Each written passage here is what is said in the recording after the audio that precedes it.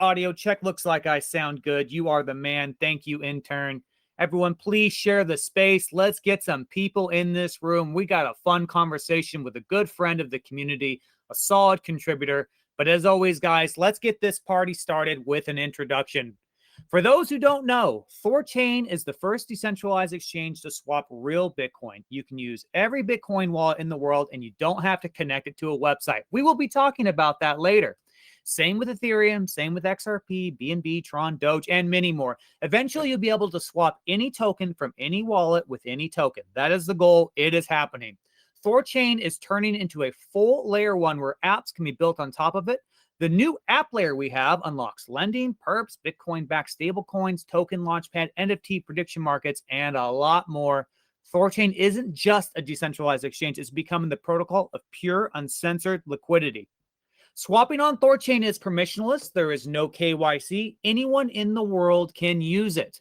To swap on THORChain, go to thorchain.org, click on swap. New features and functionality will be added to the site over the next few months. There is an email on there, guys. If you incurred any problems whatsoever, please submit an email. Let the devs know. A lot of you have already been doing that, so thank you very much for that. THORChain's token is called Rune. That is spelled R-U-N-E. You don't need to buy or hold Rune to place a swap on THORChain. But the fees deducted from your swap are used to buy Rune, and this is the Rune that goes to liquidity pools and nodes, and there are no block rewards on THORChain. 100% of the yield is real. THORChain is also deflationary with 5% of the revenue being burned. If you hold Rune on a centralized exchange, you guys, please let's withdraw and put into self-custody because these tokens can be used to short sell Rune and drive the price down. We don't like that. And once in self-custody, look into bonding your Rune to earn a node, to earn some yield, and help secure the network and help drive up the Rune price. A really good interface for that is runebond.com. Super simple. All you do is find a node, request a whitelist, and then bond your Rune. Super easy. THORChain has another token called TCY. That's Tango Charlie Yankee. This token is kind of like a preferred stock where 10% of the protocol's revenue goes to these token holders. If you deposited crypto into savers or took out a loan, make sure to claim your TCY tokens, and anyone can buy this token as well. There's a THORChain community Discord and Telegram. You can join to learn all about THORChain and make lots of friends. To find the links, go to @Thor, T-H-O-R, @THORcommunity on X.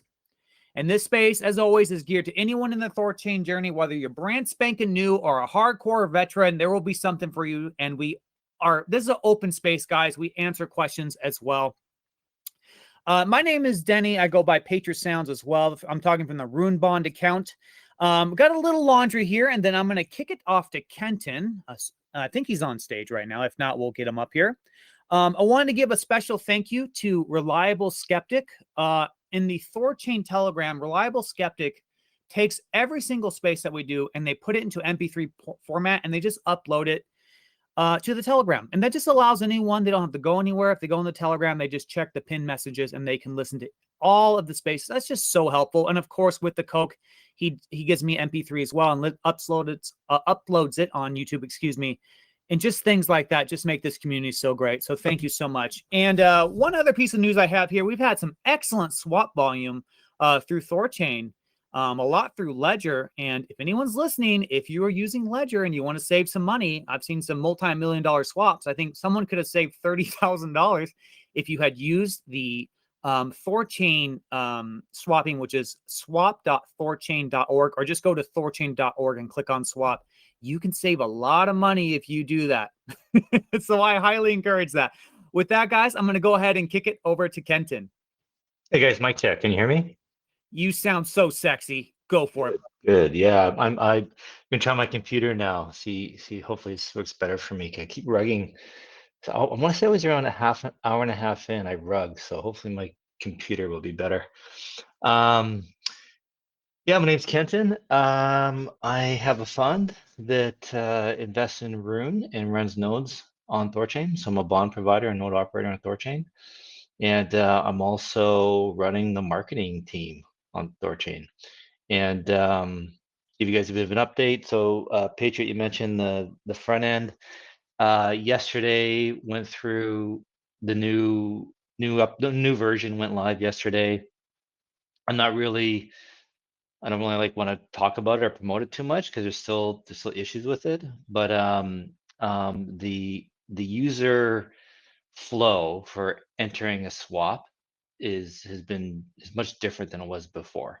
So we kind of, I don't know, it's kind of hard to explain. You just got to go try it. But basically, trying to kind of separate memoless, like not connecting a wallet and connecting a wallet, like it's just, I think trying to keep them separate or do them, like kind of present them separately just makes it more confusing. Whereas I think the flow we have now is much better, more intuitive, where you can just connect a wallet or not. It just walks you through the steps. And so you can use two wallets that are unconnected, connect one wallet, have one wallet unconnected, two connected wallets, whatever. So hopefully that flow makes more sense. Um, the whole talk about cold swaps, what do we, or any swap, what do we call these, walletless, whatever. The more I think about it and play with it, I think some people said to just call it swapping. Like this is just another way to swap. I think I agree with them because it's just kind of we can explain and talk about how you don't have to connect your wallet to the site, but in general, when we promote the site and training on THORChain, I think we just call it swapping. You can use any wallet in the world, and then when you come to do it, you got to connect the wallet or not connect it type thing. So I think we just are going to focus on selling that idea that you can use any wallet. No, and kind of avoid having to go into the no connection thing. Um, so but it's just fluid, right? As we do this and we play with it and see people's reactions and complaints and whatever, we iterate. So nothing you see or we do is fixed, you guys. Especially the way the site looks, like there's still, and what it can do, like there's still a lot of things that need to be fixed, that need to be done, improved. And so we've just been going with, like, done is better than perfect. Get something out there, get something live, get people playing with it.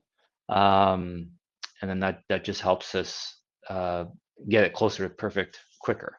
So you know so I appreciate everyone's feedback, but just be patient, guys. It's still a work in progress. I don't expect the site to be like fully done until like January, February, like the swap interface.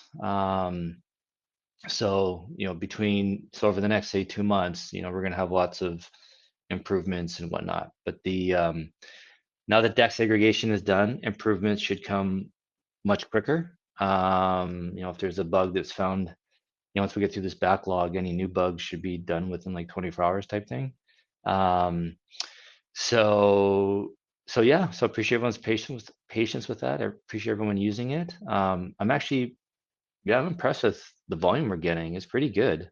And um, yeah, and some people have in Discord, somebody was questioning, asking what's going on. You can trade Solana and Zcash through Near on the front end, and like what the heck's going on? This isn't THORChain, and blah blah blah. There's method to the madness, guys. So we want everyone to come trade on our website and stay there and never leave, right? We want our site to be Hotel California, right? We want it to be a casino in Vegas, right? You're there and you're stuck there and you spend all your money there. So we don't want our users to have to go elsewhere to go trade whatever tokens they want. We want them to come to our site and it's done. It's a one-stop shop. They can trade everything they want there, and so they won't leave. And um, and then when those, so just to be clear, the front end doesn't charge any fees on trades going to THORChain. If the token doesn't trade there, then we look at Maya. No fees on Maya, and then if it's not there, then it'll go to DEX aggregation, like Near or 1inch or whatever. And so what this will do is we will see what our users are actually trading. What tokens they're buying and selling that aren't on THORChain, and then we can prioritize those to get those added to THORChain. And then we just do a switcheroo right on the back end. And once that new token is on THORChain, then we start putting all those trades to THORChain, and we cut out via their DEXs. And slowly over time, the goal is just to have all tokens go to THORChain, right? THORChain supports them all, and all trades go to THORChain. But at least we're building that, relationship with the user and them getting used to using our interface, right? And it's kind of like what THORSwap has done. It started with THORChain, and then they added Maya, and then Chainflip and Near, and now they're pushing all these trades away from THORChain. We're basically gonna do the inverse of that. Whatever trades we're sending elsewhere, we will eventually be pushing towards THORChain. And the users who are just used to using our site, they probably won't, in theory, won't really care. They just want the best experience, best price, whatever. And then with this DEX aggregator, we can now technically we can compete with SwapKit. We can go to wallets and we can say, hey, listen, integrate us and pay less, basically, right? SwapKit charges a fee on top of all of their trades, whether it goes to THORChain or Near, and or Maya or Chainflip, right? But we can go to the wallet, say, listen, if you don't want to pay SwapKit's fees, integrate our aggregator. You'll have all the same routes, but any trades going to THORChain and Maya, you don't pay, right? It's only trades going elsewhere you have to pay. And so it's a way for us to compete with SwapKit, try and get in there and get routes, trades prioritized to THORChain. Again, that if on the DEX aggregator on a wallet, if it's trades are going elsewhere, we still will charge a nominal fee, and that's how the devs got to get paid to support this aggregator, right? So so that's the method to the madness there. The goal here, the overarching goal is to funnel volume into THORChain, right? That's the method to the madness. So yeah, see the forest for the trees. Don't get, so when you see trades going elsewhere on the front end, just relax. It's okay, right? So yeah, so I hope over the course of next week, a lot of bugs should be fixed and gets much better. And then once backlogs of bugs are fixed, confirm they're done, then start adding more features. And I think the next feature that'll be added will be limit orders. To have like the interface for you to be able to enter limit orders. And then after that, it'll be the more common stuff you guys are looking for, like bonding your rune and LPing, all that kind of stuff, message deposit. All those things are coming. Transaction tracker.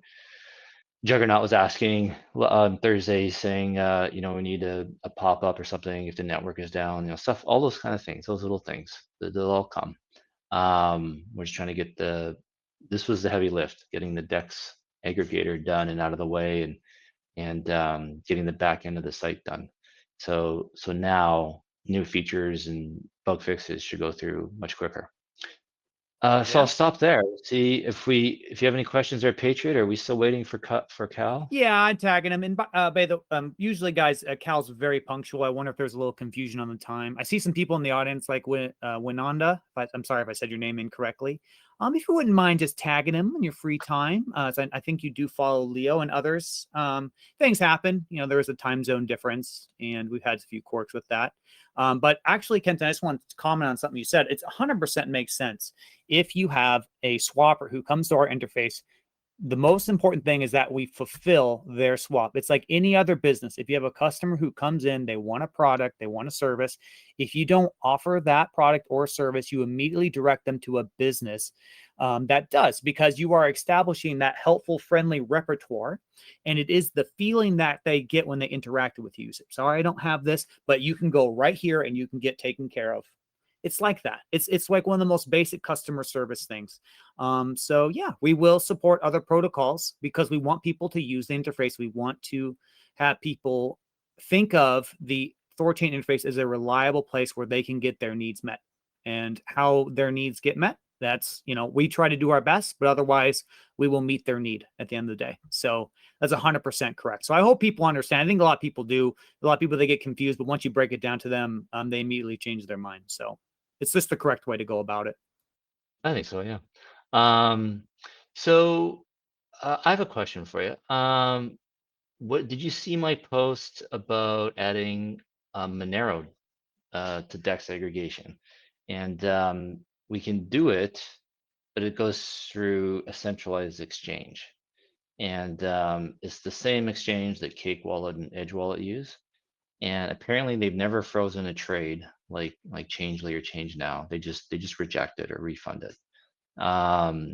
So I'm wondering if we do include that exchange, and that way, we start, people that want to be able to buy, sell Monero or any other tokens for that matter on the exchange, but the obvious one is Monero. Um, do you think it's okay to add that, to have that we route trades through an actual SEX? Do they require KYC? I don't know how it No, works. Oh, no. well, if there is no precedent of them so far freezing funds, I think it's okay. And it's a intermediary in the meantime type function to get people access to privacy. We'd like to have Monero natively, but if Edge Wallet's pretty reputable. I know Paul decently well, solid human being who shares our ethos to the max. If he is using that centralized exchange, I think that is a pretty good indication that they're at least so far halfway decent. I mean, I don't like that it's not. I don't like the fact that it is a centralized exchange, but I think we should offer people a pathway into Monero. Yeah, and if they do something nefarious, we sever the ties. Yeah, I'm just because my concern is that they freeze a trade or something like that, and then the user is just like, through THORChain, you guys freezing my trades and blah blah blah, and it's just like, FUD we don't need. That's my main concern, is Yeah. that something like that happens. But um, Can we just put some in a disclaimer, like a qualifier, like on that specific pathway, a little thing says this is through a centralized provider. This is or something like that. Just kind of just give them a heads up. It I, that's out of our I hands a little bit. I think we'll have to, definitely. Yeah. Cal made that point in Discord, and I've seen some other people kind of complain about some things. I think at first my thinking was just do the trade. Don't have to tell the user where it's going. Like, it's just adding more complexity. But I think maybe I was wrong there. Maybe we should start showing, where the trade is going, especially if it's going to a centralized exchange. We should make the user aware of that. Um, so yeah, and I think there's some confusion too, like with the DEX aggregation, like, well, how are you guys doing Sol? Solana doesn't support on THORChain yet, and how do you have it on the front end? So I think maybe we do have to make it clear that it's going through somewhere else. Yeah, Um, because if we don't do that, then we're kind of outsourcing our reputation a little bit. If we don't put the facilitator of the swap, then then it is THORChain, failure or not, mhm, right? So I think mhm. that's probably wise. And then if it is native THORChain or my protocol, we don't say jack shit. Probably that's the way to go. Yeah, yeah. Okay, yeah, fair enough. Yeah, so this is part of the process, right? So yeah, well, I think we'll have to add something like that. How long do you know Y- how long the time frame for that to be? Is this something real easy add or is it complex? Uh, Good question. I'm guessing it might take a week or two. Ooh, Um, that's cool. I would use it. I'd give it a shot. oh, Monero, you mean? Oh, adding Yeah, Monero as that an that exchange. that Oh, that sorry. So I messed up. I thought you meant starting to show the route where the trades are going. Um, the Well, adding the Monero exchange might actually probably might be similar amount of time. Because I think it's just getting to the point where they should be able to add, a new DEX with relative ease. Um, that's what took so long, was getting like the foundation set, like everything built on the back end, so that things can just be added and changed, relatively easy. So yeah, we'll see. Um, I know because it's the Unstoppable devs that are building our front end for us, right?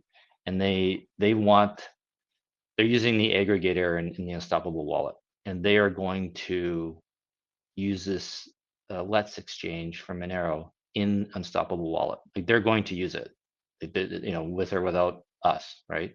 So for the THORChain front end, it's just going to be an on-off, right? So it's already, those Unstoppable devs are already doing it for themselves, right?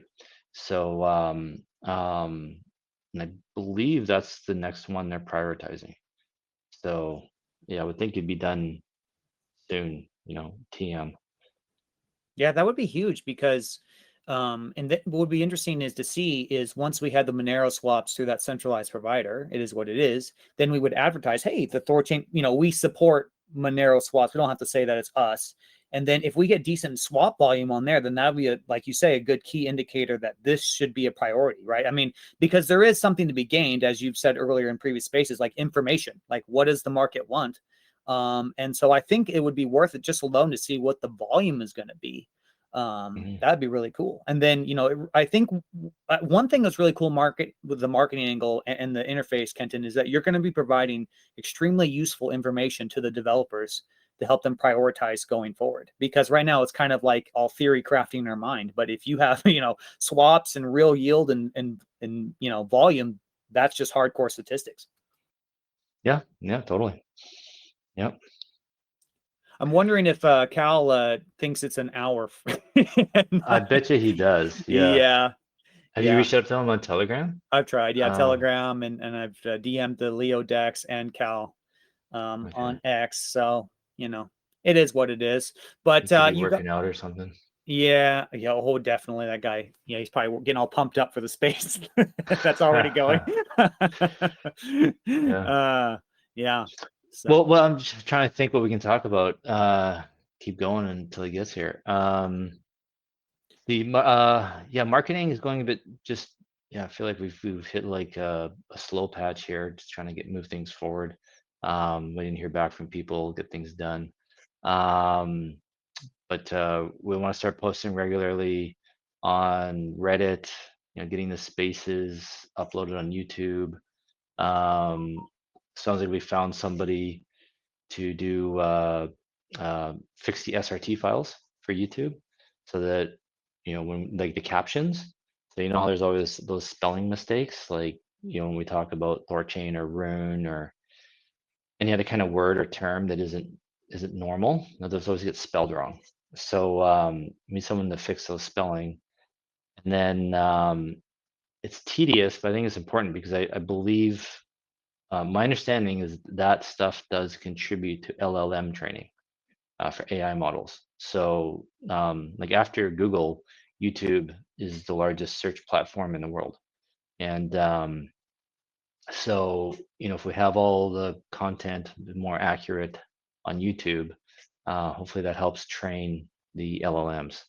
And that's my big, like with us kind of organizing like all the communication and marketing and everything and getting everything like, yeah, organized and cleaned up, is that hopefully, or I expect that it'll train the LLMs better. And so, our best, we want people to be able to find us when they're looking, like how do I swap, Bitcoin to Ethereum without using a centralized exchange? Like, THORChain needs to become up first, right? And then all those searches. And whereas, I've done some pretty basic searches where you think THORChain would show up, and we don't come up at all. Like Uniswap and PancakeSwap show up, and they're not even cross-chain. So, we gotta find a way to, train the AIs to understand what THORChain is and whatnot. So, so we think, or we believe, and this is the problem with AI, like we don't, it's those like ChatGPT and Claude and all that, they're kind of black boxes, right? We don't know exactly how they're training them. We can only infer. And a lot of people think that Reddit contributes to it a lot. That's probably why we want to get posting more on Reddit. And then even just having our own website, the THORChain.org, like that should be kind of the official source of info for THORChain. So, when so when LLM, when the AI is like looking up THORChain, it's going to go to THORChain.org. It's going to look up the site as being one of the first things it looks for, right? And so we want all the content to live there. So like all the blog posts on Medium, we want to migrate them all into the blog on THORChain.org. And then going forward, any new blog posts go through on THORChain.org. Because I don't think Medium is ranking less and less for SEO and AI training because it's generally a paid platform, and so we want to own that content on our site and have one place for it. And part of that will be building an email list, getting like an email newsletter, so those posts will go to people's email. Email still, from what I read, is still the #1 form of social media, for connecting with an audience. So, we should add that to our repertoire. Yeah. Yeah, I agree. And I like the strategy. And one thing I'm most excited about is now that there is a marketing fund, or there is revenue going to the market fund, like this is the very start of the engine, right? Because what was the thing that people were using with Voltisig? Was it Cato or something? I can't remember the name, but that is so powerful. Things like that with just mind share and getting the name out there. It's all about awareness, because I think you said in the previous space, right? Like 98, 99% don't know about THORChain, don't know that they can do this. And so I think we're just gearing up really well. We're having a strong foundation to just really reach out and promote the website. I like having everything going to be centralized on THORChain.org. I mean, we're basically taking everything that we've always done and just cleaning it up. And, at first it's going to be like a shotgun blast where we try everything. We'll have the community mobilized, people already doing that, promoting the site. And we're going to figure out what works, right? We're going to figure out what generates the best return. We will optimize, we will streamline, and we'll really get going. I have a question for you, Kenton, from Yeah. DGen Ray. He wants to know, why are we using .org over .net? .org ranks lower than which ranks lower than .com? Yeah, that's the question. Is that about .com or .net or all three? I guess all Okay, three. I'll answer. So so in theory we should be using .com, right? That's the most recognizable. And but just the way things went, there was a .org that was like the first THORChain site, and that .org has the highest domain authority. So what that means is Google and the internet view .org as like a reputable site. So there's like 25,000 like natural backlinks, like backlinks that you can't pay for those. People are just naturally linking to your site and references to it. And so that tells Google that this is a real site, it's legitimate, it's like the alpha, right? And so the .com has existed for a while, and it's basically just a clone of the .org. And at one point they were different. I think that was when Michal Brains was involved with THORChain. But at one point, the .com and .org were actually two different sites. But now they've merged. The layouts. The .com has turned into a clone of .org, and the .com domain authority is way lower, much lower than the .org. So we're just pointing everything. We want the .com to just point to the .org, and there's no point even the THORChain.net. I mean, that's like the what do you want to call it? Like a block explorer, like where all the stats are and everything. So we're sticking with THORChain.org because there's a really high domain authority, and then why that matters is because when we do SEO, our SEO should rank higher. Like, let's say we're optimizing a page for a certain phrase, like cross-chain swaps. And if we optimize a page for cross-chain swaps, and then somebody goes and search in Google, how do I do cross-chain swaps? Our page our site will rank higher than somebody else who may have the exact same SEO setup. But if their domain authority is lower than our site, we will rank higher. We'll have a better chance of showing up first in the search results. So the domain authority is good. That's one good thing we have going for us, is that once we start doing SEO properly, which we haven't, nothing has been done on SEO for our website. It's just kind of random stuff. So once we start optimizing that, we should start seeing the THORChain.org page show up more in search results and give us more traffic, and in turn, hopefully give us more volume. So yeah, that's the reason for sticking with .org. It's another reason we've talked about, with rebranding. If you guys, people want to, get a new name and everything, well, that would mean a new website, a new domain, and we'd have to start from a zero domain authority and build it up, right? So it's not as simple as just, hey, let's just change the name and everything will be better. We'd be wiping the site clean on a lot of things, and that's why I still think there's a lot of value in the THORChain brand, and what we can do with it, and having this really strong domain authority is one of those small things. So that's why we're sticking with the .org. I had an idea yesterday. I don't know if this, I mean, yeah, okay. So those big swaps that happened yesterday and days prior through Ledger, right? They paid the 1.4% and the swap kit, right? Awesome big swaps. We love it. We get good, revenue for them. And, we want those people to use the THORChain interface, right? We want them because they can save money. I mean, I'm pretty sure if they knew they could save $30,000, they would be head over heels to do that. How do you think about us?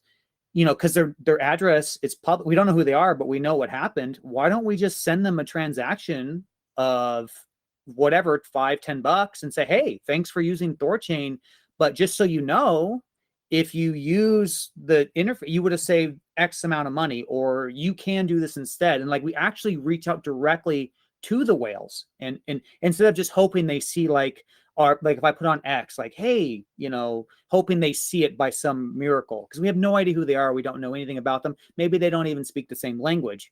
But maybe, what do you think about directly reaching out to these people and saying, hey, try the THORChain interface. You would have saved X amount. How do you feel about that?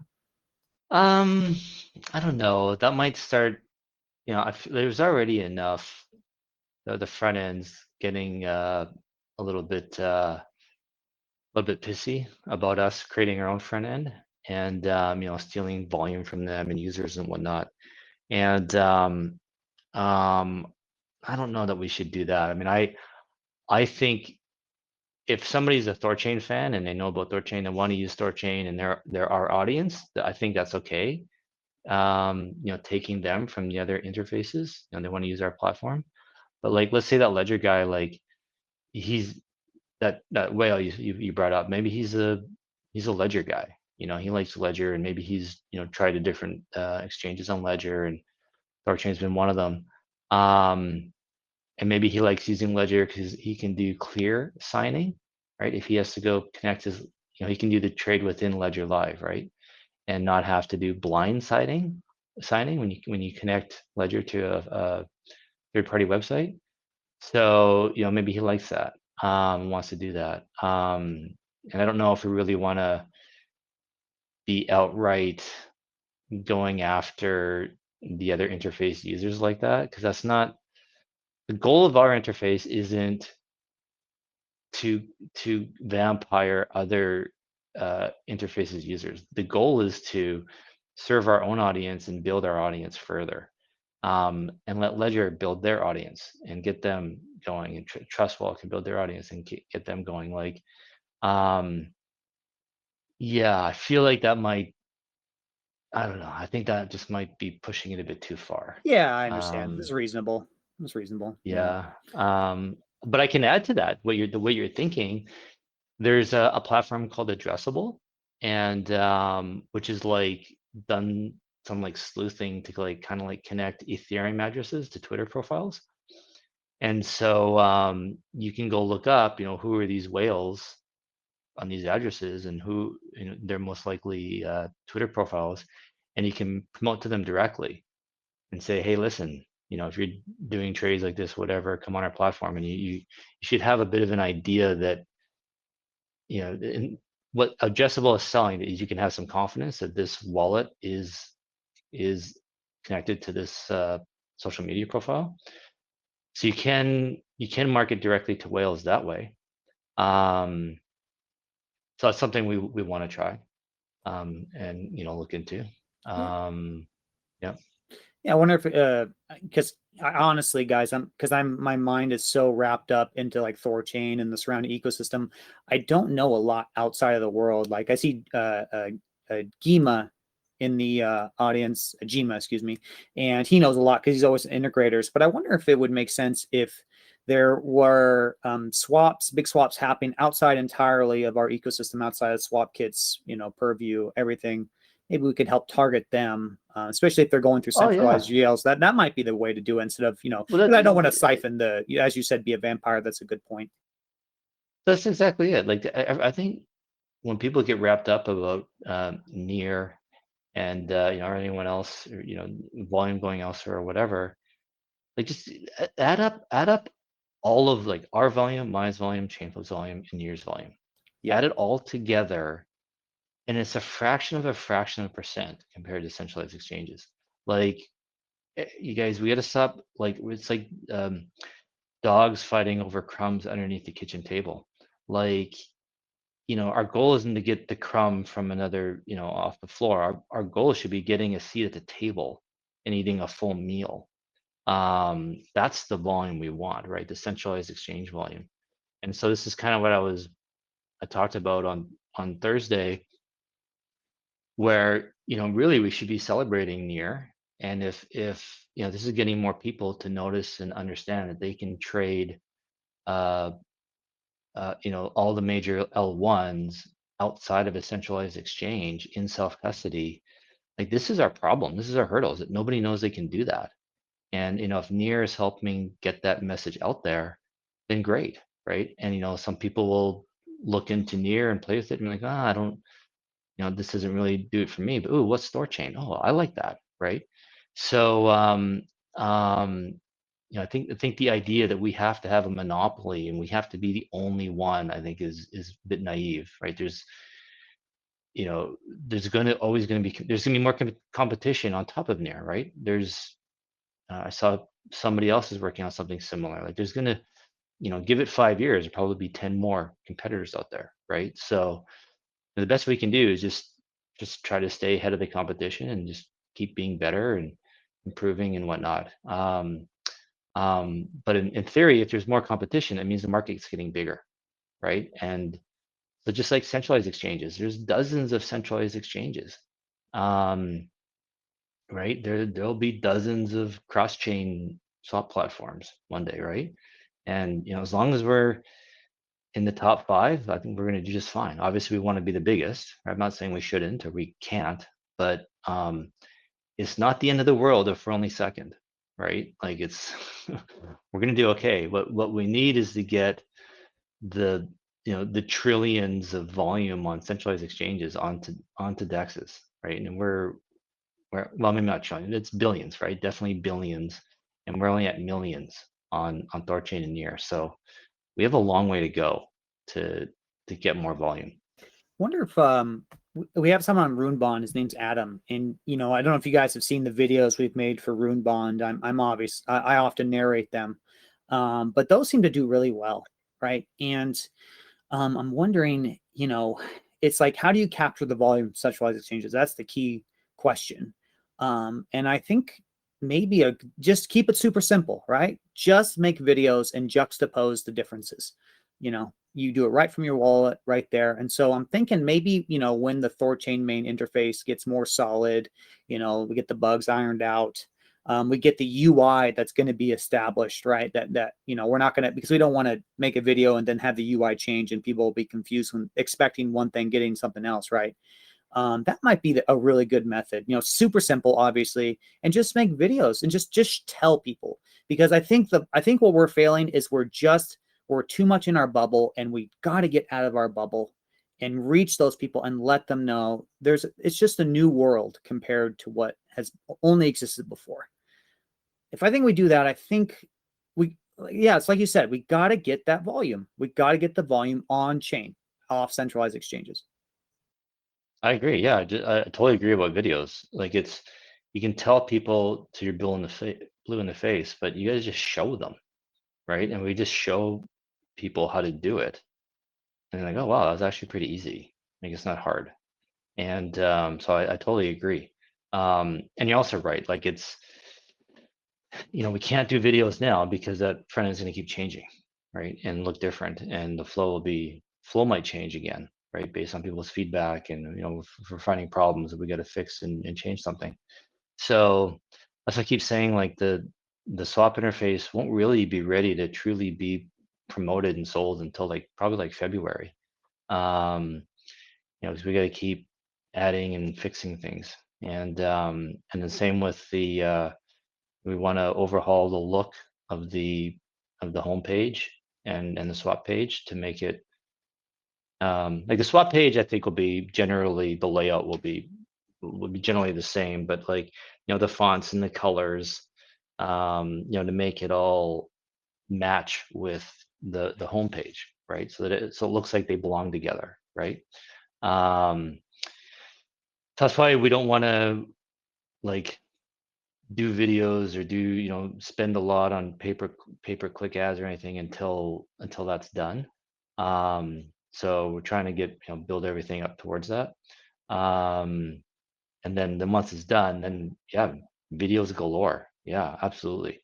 I'll take it a step further. So on the site, what we're going to do is eventually there's going to be like thousands of pages on the .org website, and we'll have a page for like swapping Bitcoin to Ethereum, Bitcoin to Dogecoin, swap Dogecoin to Ethereum, swap Dogecoin to Bitcoin Cash, how to swap Bitcoin Cash to Litecoin.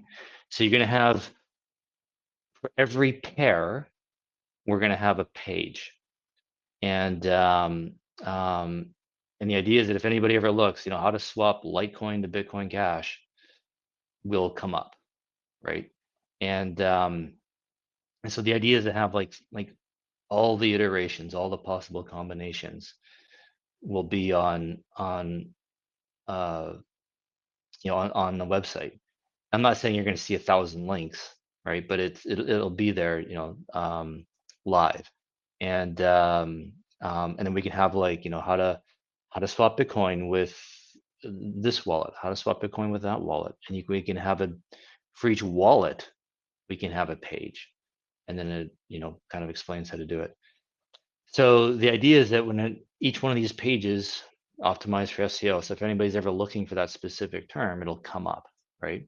And these are just kind of like cookie cutter things. You just, once we create the page and the layout and everything, all we have to do is just go change the wallet or the tokens, right? And you can just be kind of bang these out and just keep adding them. So it doesn't necessarily mean like any one of these individual pages is going to make us a fortune, but the idea is in aggregate, they should help attract traffic. And where I was going with this is you could also do videos like that. You can have video on YouTube. How do I swap Bitcoin on this wallet? And you can show it, create a video of it, and have that.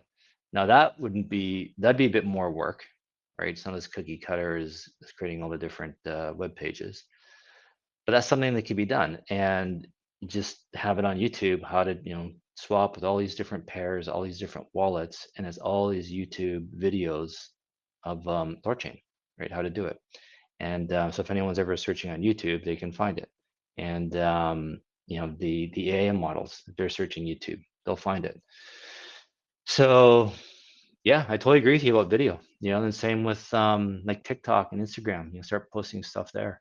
I get it, guys. I know Twitter is the main platform for crypto, but like Cardano and XRP, like there's like it's as crypto goes mainstream, it's going to go over all the main social media channels too, right? So, we can, doesn't mean we have to spend a lot of money or time on TikTok and Instagram, but we can just start posting, right? Whatever we're posting on YouTube, we can post on TikTok, right? So it doesn't cost much more time to do it. We just need people organized to do it. So, yeah, so we're doing this. Yep. Yeah. I have a question from Gma, and you can come up, Gma, if you want. It's no big deal. And Cal's not here yet, and then I don't want to consume the space. But when Cal gets here, we can transition. But his question is, what was? Sorry, 1 second. Okay, what's the whole idea of the API then? Going after new integrators, taking swap kits integrators. I don't understand. What is Kenton saying now that the opposite? What Kenton is saying now is the opposite of the API idea. No, there you go, a little spicy there. I'm not sure. I'm not And sure I maybe understand ask you. if he comes up asking the question more Yeah, clear. maybe you Is can. he maybe saying like having our own API? I'm assuming that's what if I'm understanding his question right, because before I said when you asked about Ledger to go to Right. that Yeah. person and say, hey, come trade on the THORChain interface, save money, and then we want to have our own API, our own aggregator API that we can offer Ledger to send trades to THORChain. So, well, if Ledger integrates our DEX aggregator, they still collect the Ledger fee, right? Whatever commission they're charging, but they would save on the swap kit fee. So, that's what Jim is probably asking about. Is like, yeah, that we want to make THORChain cheap and easy to use. So we want to give wallets the ability to use THORChain for free. And right now, SwapKit charges a fee for that, right? So, this is no different than the wallet, say THORSwap, trying, sending their users to the cheapest route. We want to give the wallets the cheapest aggregator they can use, right? To try and get volume for us. So I think that's more above board with Ledger, instead of like trying to say go after the users and get the Ledger users to come trade on the swap on our interface. We can go to Ledger and say, hey, use our integrator and move routes to THORChain for free, and save that fee that you would be paying SwapKit or anybody else. That's the idea. I don't, Gima, if that answered your question or not. Yeah, well, I mean, THORChain has to make money at the end of the day, right? And for me, it's hard with an investment. Everyone, when they make an investment, they want to make a lot of money. They want to do well, right? This is just me. I don't want to make myself sound like some paragon of virtue or something. But for me, the risk and the existence of THORChain, what we're building, is quite existential, and gives me I lose sleep sometimes thinking about it, just how important this is. And so we really have to maximize the inflows to THORChain to make it as powerful as we can. And right, it's just markets capitalism. It's just competition at the end of the day. But it's very important that we do that. And THORChain has to be healthy. And one thing I really want to happen on THORChain is we have to increase the decentralized nature of THORChain. And the way you do that, you need more yield so we can get more node operators. Straight up, right? Right now, if we one thing I'd love to do, I wish we could just go to 200 nodes just somehow, if I waved a magic wand, but that would be unattractive right now because the yield to all the nodes would be very diluted, right? And so, yeah, I mean, we have to make more money, simple as, and I don't think there's anything wrong with that. THORChain, and plus, I mean, the head start is so huge as it is, and everyone's going to come out with their own aggregator. And again, to your point, Kenton, the market is still so huge. The uncaptured flows are astonishing still on centralized exchanges. So this, there's so much room to grow. You know what I mean? It's insane. So yeah. But I don't think decentralization, I don't think is our problem. Like it doesn't. No, it's not. But that's me thinking ahead. I want it to be more decentralized now. I think we're okay right now, but when I just model it in my mind, that's the conclusion. I want to be more, but we're fine right now, as you say. I want more volume. Yes, So that first. That first, right, one like hundred this, percent. that's it's an unfortunate thing. At the end of the day, I think a lot of users just don't care about decentralization. They just want fast, easy, convenient, cheap, right? Which is fair, right? We all want those things, right? And I think it's the real diehards and the real purists who are like, well, I only, they want to pay premium for decentralization, which is cool.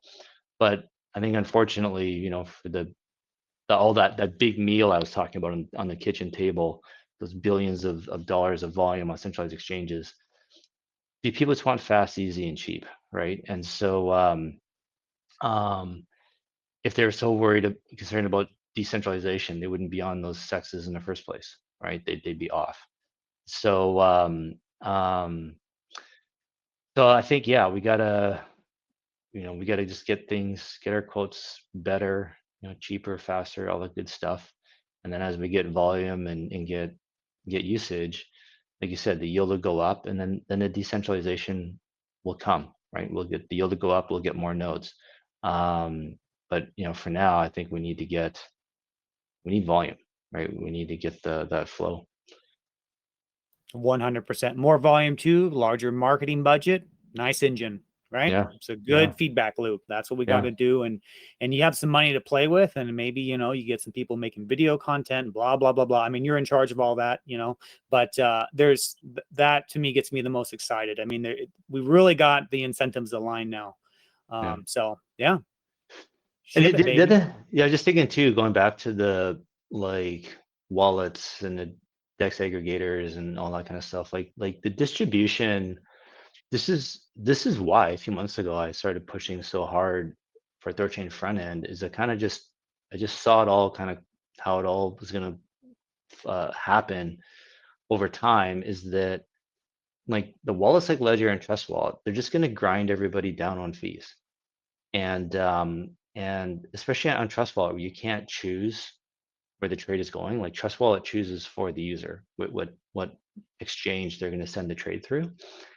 All that does is commoditize the liquidity.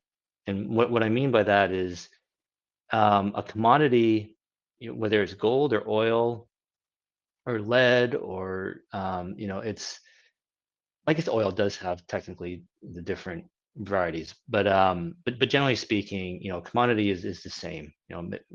Whether you're buying and selling it in the U.S., in Canada, in Europe, in Africa, in South America, wherever, right? It's the same. It's the same thing.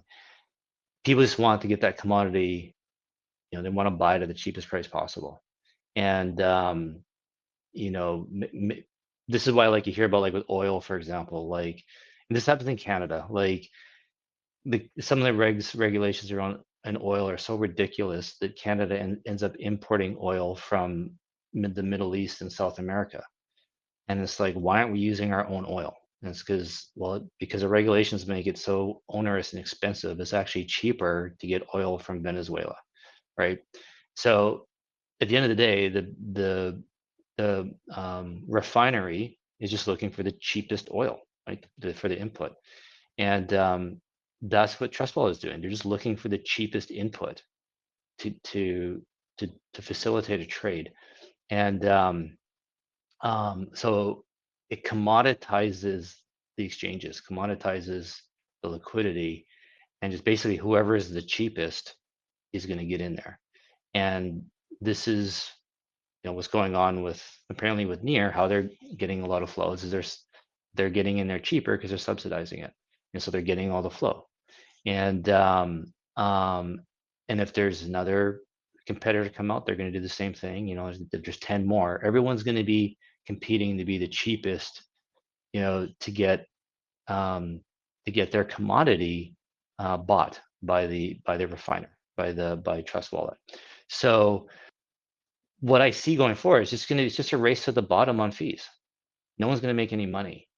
And that's why, like in commodities, in mining, oil and gas and mining, like, it's a tough business. It's really hard to make money because it's just so competitive. Because you have no control over the price of your product. You're a price taker, not a price setter. And really good businesses are price setters. So like Coca-Cola, they're a price setter. And I mean, it's just sugar and water. That's a commodity, right? But they're this global brand that still makes a fortune after 100 years. And it's because it's a brand, right? That's what they have as a brand. It's not sugar and water, it's a brand that they sell to people. You could probably have some competitor come and create, sugar and water for 10 cents a can. But Coke sells it for a dollar or two. People are buying the brand. And so if THORChain is just invisible behind the scenes, no one knows about it, there is no brand. It has no value. We're just a commodity. We're just sugar and water. So with THORChain having its own front end, we now start becoming a brand, and we can sell our brand, we can promote our brand and grow our brand and get people to use us directly. And that brand is what has value. So I'm not saying we have, get a price gouge people, but we also don't have to be on a race to the bottom on our fees. So, we can charge a good modest fee and still, be competitive, but at least we're not being ground down to zero or being forced to subsidize our trades. And what this will do is that gives us more control of our destiny, so that we're not as reliant on the third-party wallets. We have our own brand, our own front end that's making us money. And so who knows? See how it goes. I mean, I'm not saying we should not stop getting integrated in wallets. Absolutely not. We should definitely keep going. And if THORChain keeps improving, keeps doing better, we can still get volume there. But I think it's like good call option. It's good optionality. Um, um, we can't, at the end of the day, we can't control whether that wallet will give us volume. We can't control their users, whether they're going to use us or not. But so we have to focus on what we can control. That is our brand and our audience, our user base. And so we got to, build our brand. And which I still think THORChain, despite all the crap that's gone on this year, I actually do think it's still has value. I think because we're in a bear market, it's like it's not obvious. It's like everything's negative, but I'll be proven right or wrong in the bull when things turn around. And if we don't turn around, then fine, I'm wrong. The brand is tarnished, is bad. But if THORChain really does turn around and start getting momentum again, then the brand is still there, still has value. Um, but yeah, we won't be as reliant, say, on the wallets. And but again, it doesn't mean we can't stop. We should still keep improving. So trying to keep getting better quotes, better price. We still want to try and get that volume for sure, right? But this just gives us another avenue, another way to like grow our brand and monetize it and get users. And then if that gets big enough and we get a lot of volume on our front end and we get more sticky users, that gives us the ability to, if we want to have the trades cheaper in the other wallets, we can stomach it because we're less reliant on that income because we can survive off the income from our own front end. So maybe one day we're doing well enough on our front end, and then we're like, you know what? Let's really drive out our competition and make trades.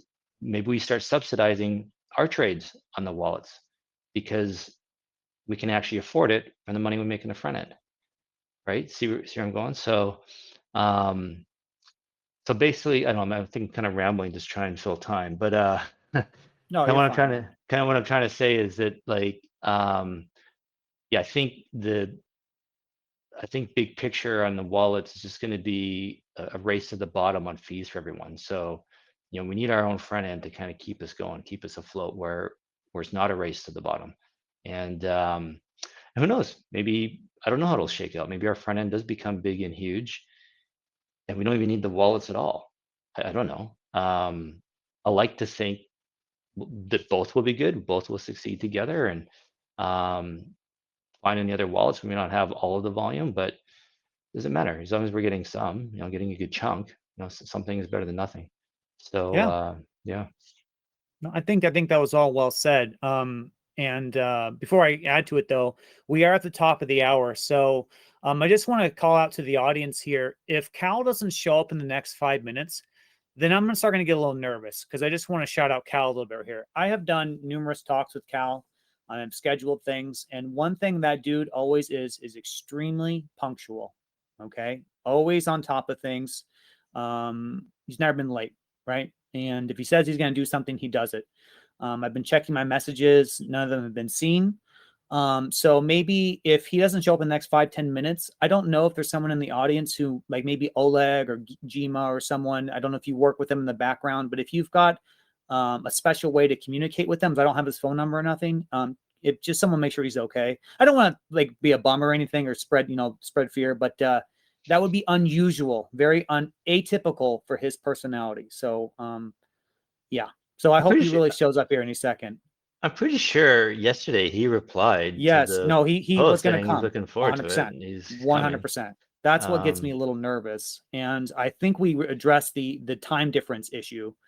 That's what makes me weirded out right now. I don't, it should have displayed the correct time for him. I don't think that's an issue anymore. So, so yeah, I don't know. I hope he's maybe he's got a okay. hot date, and he's like, you know what, I hope. guys, I gotta, And I will forgive him you'll if he forgive does. me if I see it with this girl. Um, Yeah, so he's at the gym right now, just getting it on. I'm okay with that. You know what I mean? yeah, I'll accept that. yeah, Yeah. So, but yeah, LeoDex is a great interface, a great friend, and shout out to LeoDex. I guess we got to talk about him a little bit, Kenton. They were the best interface in my opinion when it came to the THORFi stuff. Obviously that wasn't a good look for THORChain, but I was very appreciative that LeoDex and ThorSwap and others had good ones too. But I really loved LeoDex for having a really workable interface that allowed me to point people so they can claim their TCY. That was golden in those days because people, were really frustrated, understandably so. And LeoDex really just shined up there. And they also offered the free THORChain interface, which was a very nice gesture as well. So yeah, really appreciate LeoDex 100%. yeah, yeah, Yeah. and absolutely. Yeah, this was like. It's tough because we lock that because we have overlap, right, between our interface and the partner interfaces, right? And it's like, trying to respect each other. Right. And so like it is, there's kudos to them for making that THORChain feeless front end. And yeah, it was really good on them. But it was, yeah, again, it's like for me, it's not our front end is about serving our audience, right? And like LeoDex's front end serve their audience, right? Like the value add of having all these front ends integrate THORChain isn't to serve the same audience, right? It's to tap into new audiences. And right, we only need one front end from one audience. We don't need 10 front ends for the same audience. So I don't like it's not yeah, this isn't to take away. We're not doing this trying to take away from LeoDex. Hopefully LeoDex adding THORChain helps them support their audience and go get new members to their audience and grow their 100%. audience. Yeah. Um, Well, they so have a yeah. lot of things too. I'm going to do my best to talk about LeoDex. They're working on a point of sale device like Mocha. Hmm. And they've got a lot of things they're baking, right? Very cool. They're a very good team. He's got a very talented group of software engineers for sure. Um, and just solid when it comes to shipping. I mean, they're on it, man. They also had I think were they the first? Yeah, they're the first UI. Of course, that's what the title says. Implement memless swaps. So gosh dang it, man. I really want him to show up. I'm just looking at the audience right now. My eyes are just wanting to see a Cal or a LeoDex just pop in right now. Well, give So us they can more talk. time. Yeah. Yeah, I thought of something too. Like people, a lot of people asked, when LeoDex made their THORChain feeless front end, all trades going to THORChain, no fees. Why don't we just use that? Why go through the headache of building our own front end? And it's the brand. We want, like when we sell THORChain, talk about THORChain, we tell people to use THORChain. we want to send them to our website. Go to THORChain.org, swap on THORChain through us, not a third party, right? And like I already have people complain about, our swap site's got the horizontal systems email to report bugs to, and like, whose email address is this, right? They want a THORChain.org email, and right, people want to see the same brand, right, the same name, and so we don't want to be sending people to a third party site, right? And you mentioned this too, Patriot, is like, if we're going to do that, then whose site do we choose? Which third party, right? You mentioned one. Okay, we're talking about LeoDex right now. What about THORSwap? What about THORWall? What about us, right? And it's like, you can't. You're damned if you do, damned if you don't, type thing. So that's why having our own, THORChain front end, we can send our users there, our people there, our audience there. Then there's no confusion. The other front ends can. There's no like favorites or whatever. And we're just keeping it separate, right? So yeah, so that's why we didn't use the LeoDex front end, and we stayed with the THORChain one. But here's the thing: is that was such a good move on his part, because I was sending everyone to that before we had our own interface. I was sending everyone to the free interface. I mean, they're not making any money on it, so it's like, as an educator for THORChain, that's no conflict of it. I'm just, hey, go use it, and they get that Leo brand, and then those people click around and they check things out. Maybe they buy the Leo token. So it just shows you, like, he's got a good business sense. He's a good person like that, because he's interested in building the brand. And sometimes you have to, it's promotions, basic promotional stuff. You're not necessarily taking a loss. I mean, I guess there's operational costs for the website, but it's a great way to promote the mind share, right? And Yeah, so that was a very good choice by him. Very good choice. and he's got good devs because they get stuff done pretty Yes. quick. Oh And my gosh. yeah, and they actually they built their own Dex aggregator too, like for LeoDex. Like I'm pretty sure they're not using. I'm I didn't pretty know sure they're that. not using. Huh. I'm pretty sure they're not using a SwapKit. I think they built their own. And I told him, I asked him that too. I'm like, dude, why don't you try and sell it? Like, go out there and get it into other wallets and whatnot. And I think he's just I think busy or not. So it's actually one of the questions I want to ask him to see if he's maybe thought about doing that or something. Um, but yeah, I wouldn't be surprised if I've talked to other front ends that use SwapKit, and they're like, they want to eventually like build their own. They basically just cut out the fees that they pay SwapKit, right? Um, so like the LeoDex devs did it in a few months. The Unstoppable devs did it in a few months. So like for devs that know what they're doing, they can do it in a few months. They can build it out. So I wouldn't be surprised if maybe the front ends, the wallets are just like at some point are like, just bring it in house. Maybe they don't even go to maybe Dex aggregators like SwapKit and what we have, what LeoDex has. Maybe we don't. Maybe those aren't being sold to wallets anymore, and the wallets just start building their own Dex aggregator in house, and they have full control over it. Um, who knows? Maybe that's the way it goes. And then it's really hard for us to. And it could be really hard for us to get into these wallets because we're that much further removed in the relationship from the wallet, and it really is commoditizing the liquidity. Right. So now that I say that out loud, it's more reason for us to have our own front end to develop our brand. Yeah, I Yeah, agree.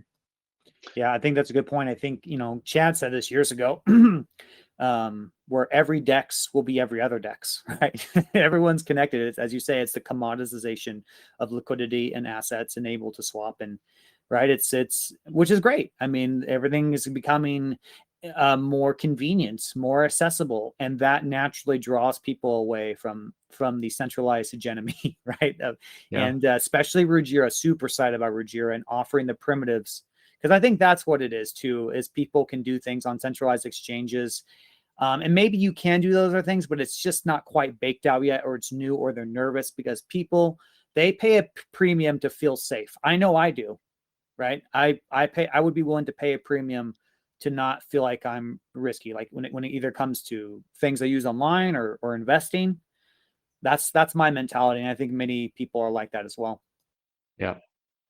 The other thing is, I keep forgetting about this. So like I mentioned Trust Wallet, you can't, they decide for you where the trade is going to go. I believe they're the exception, not the norm. I think most interfaces like Ledger, THORSwap, you can choose where to send the trade. Yeah. So maybe that becomes the norm, where even though there might be a dozen exchanges offered by this wallet, you still have to go and choose which one. And so it's more reason for THORChain to develop its own brand, get the word out there, get people familiar with it, comfortable with it, so that when they open Ledger, open THORSwap, I'm like, oh, I know THORChain, I like that, I like them, I'm going to use that, right? So even though it may not be at the top of the list, but it's on the list, and they're like, just like a beer, when you go to the bar and you got your list of keg taps, right? You go for the beer you recognize, right? If there's a lot of beers on tap you're not familiar with, chances are you're just going to default to the one you are familiar with. And so more reason for THORChain to develop its brand and get it out there. Because I think the idea of THORChain being invisible in the background is not happening. If you look in practice, in reality, the way things are shaking out, THORChain is not invisible. It is visible, and people have to still choose it. So more reason for us to develop our brand. 100%. Yeah. And when you know the trail, it's like when you're, especially when it comes to the mass migration of my own country, people going west, there was these well-established trails, and right, people prefer, even if if there's an idea that might be a shortcut. There's I think it's the Dom. I can't remember, but there was one where they went off trail and winter struck. They were stranded in the forest. The next thing you know, they were drawing straws to eat each other to stay alive. Right. So yeah, I think there's a lot of risk in crypto. People want the safe option, and that's why I'm so excited to see the interface itself become more mature. And it's going to grow in use case, right? If anybody, guys, if you ask anyone, we can maybe, I don't know what's going on with Cal. I am nervous, but if anyone has any questions, please ask them in the Telegram on THORChain. Or you can come up and request to speak. This is an open forum, of course. We will, we're here to just talk with the community always. That's always our number one priority. But yeah, little unusual situation here. I hope he's okay. So yeah. I'm sure. Yeah, I'm sure he's fine. Maybe his car accident or something. The computer broke or something. Lost his phone. I don't know. Powers. Something. I don't know. Well, usually you can do it on your cell phone. I don't know. It's just yeah. Well, dude, if there's no questions, nobody wants to come up, maybe we should just wrap it up. People always asking for shorter spaces. Cal isn't coming. There's no reason to stretch this out any further. I'm wondering if we should give him 15 more minutes or if we should call it now. I don't know. I hate it. I hate it, man. But yeah, I know. I feel you, brother. I think we should call it. But I think his reputation from my previous, we can do this again, right? Maybe something crazy happened. No big deal. Things like this happen. He's attended many spaces before. We can definitely just move him next time, and we'll get a proper space with him. Yeah. Yeah, for sure. I'm sure there's an explanation. We'll just we'll put him. I think next week we've got Multisig, right? Next Saturday, and then the following Saturday is Thor Wallet. I talked to Crypto FC there. Hey, I see him. Oh my gosh, there he is. I'm sorry to interrupt you, Kenton. That's okay. I was so excited. Let's get him up here. What's going on, man? Cal, are you there? I just approved. Hey guys, how are you? Sorry, I had the wrong time for this space. I don't know why. Oh, okay, dude. Hey, it's okay. That's my bad. I'm just glad you're all right. That's all I care about, dude. So no, that's totally my fault. I was just on another call, and then I started seeing all these Discord calls, like everybody's waiting for your spaces, and I was like Spaces aren't for another 45 minutes. Totally my bad. Okay, Sorry okay. about that. Well, no worries. Was the time on X different, or did you? If you just made a mistake, it's okay. Shit happens. I'm not gonna lie. I don't really know if. Sorry, I don't know if my audio cut out. I never got a notification that the space even started. Okay. Which usually I Okay. would. Well, But hey, no worries. No worries, man. We're just gonna move on. No big deal. I've got some time today. Kenton, if if you need to leave, or I don't want to say you have to or nothing, but feel free, of course. I can stay, Cal, but we've been talking for an hour and 50 minutes. We've chatted about all kinds of stuff. So we've done a little talking about LeoDex. Kenton, did you want to ask him the question you wanted to ask by chance? Oh yeah, well, let's save it for later. Why don't we let's just kind of start from the beginning. Cal, why don't you introduce yourself, kind of your journey in crypto and LeoDex. How did you? I know there's some you've been involved in crypto before LeoDex. That whole everything that brought you up to starting LeoDex. Why don't you go over that for us? yeah, and sorry about the change up again. I feel really bad about that. Oh, you're good. With LeoDex, so Leo, I've been building for what has it been? I think going on almost 7 years now. In 2026. So I got into the crypto space a very long time ago with Bitcoin mining. So I got my first ASIC, a very long time ago now, which makes me feel ancient.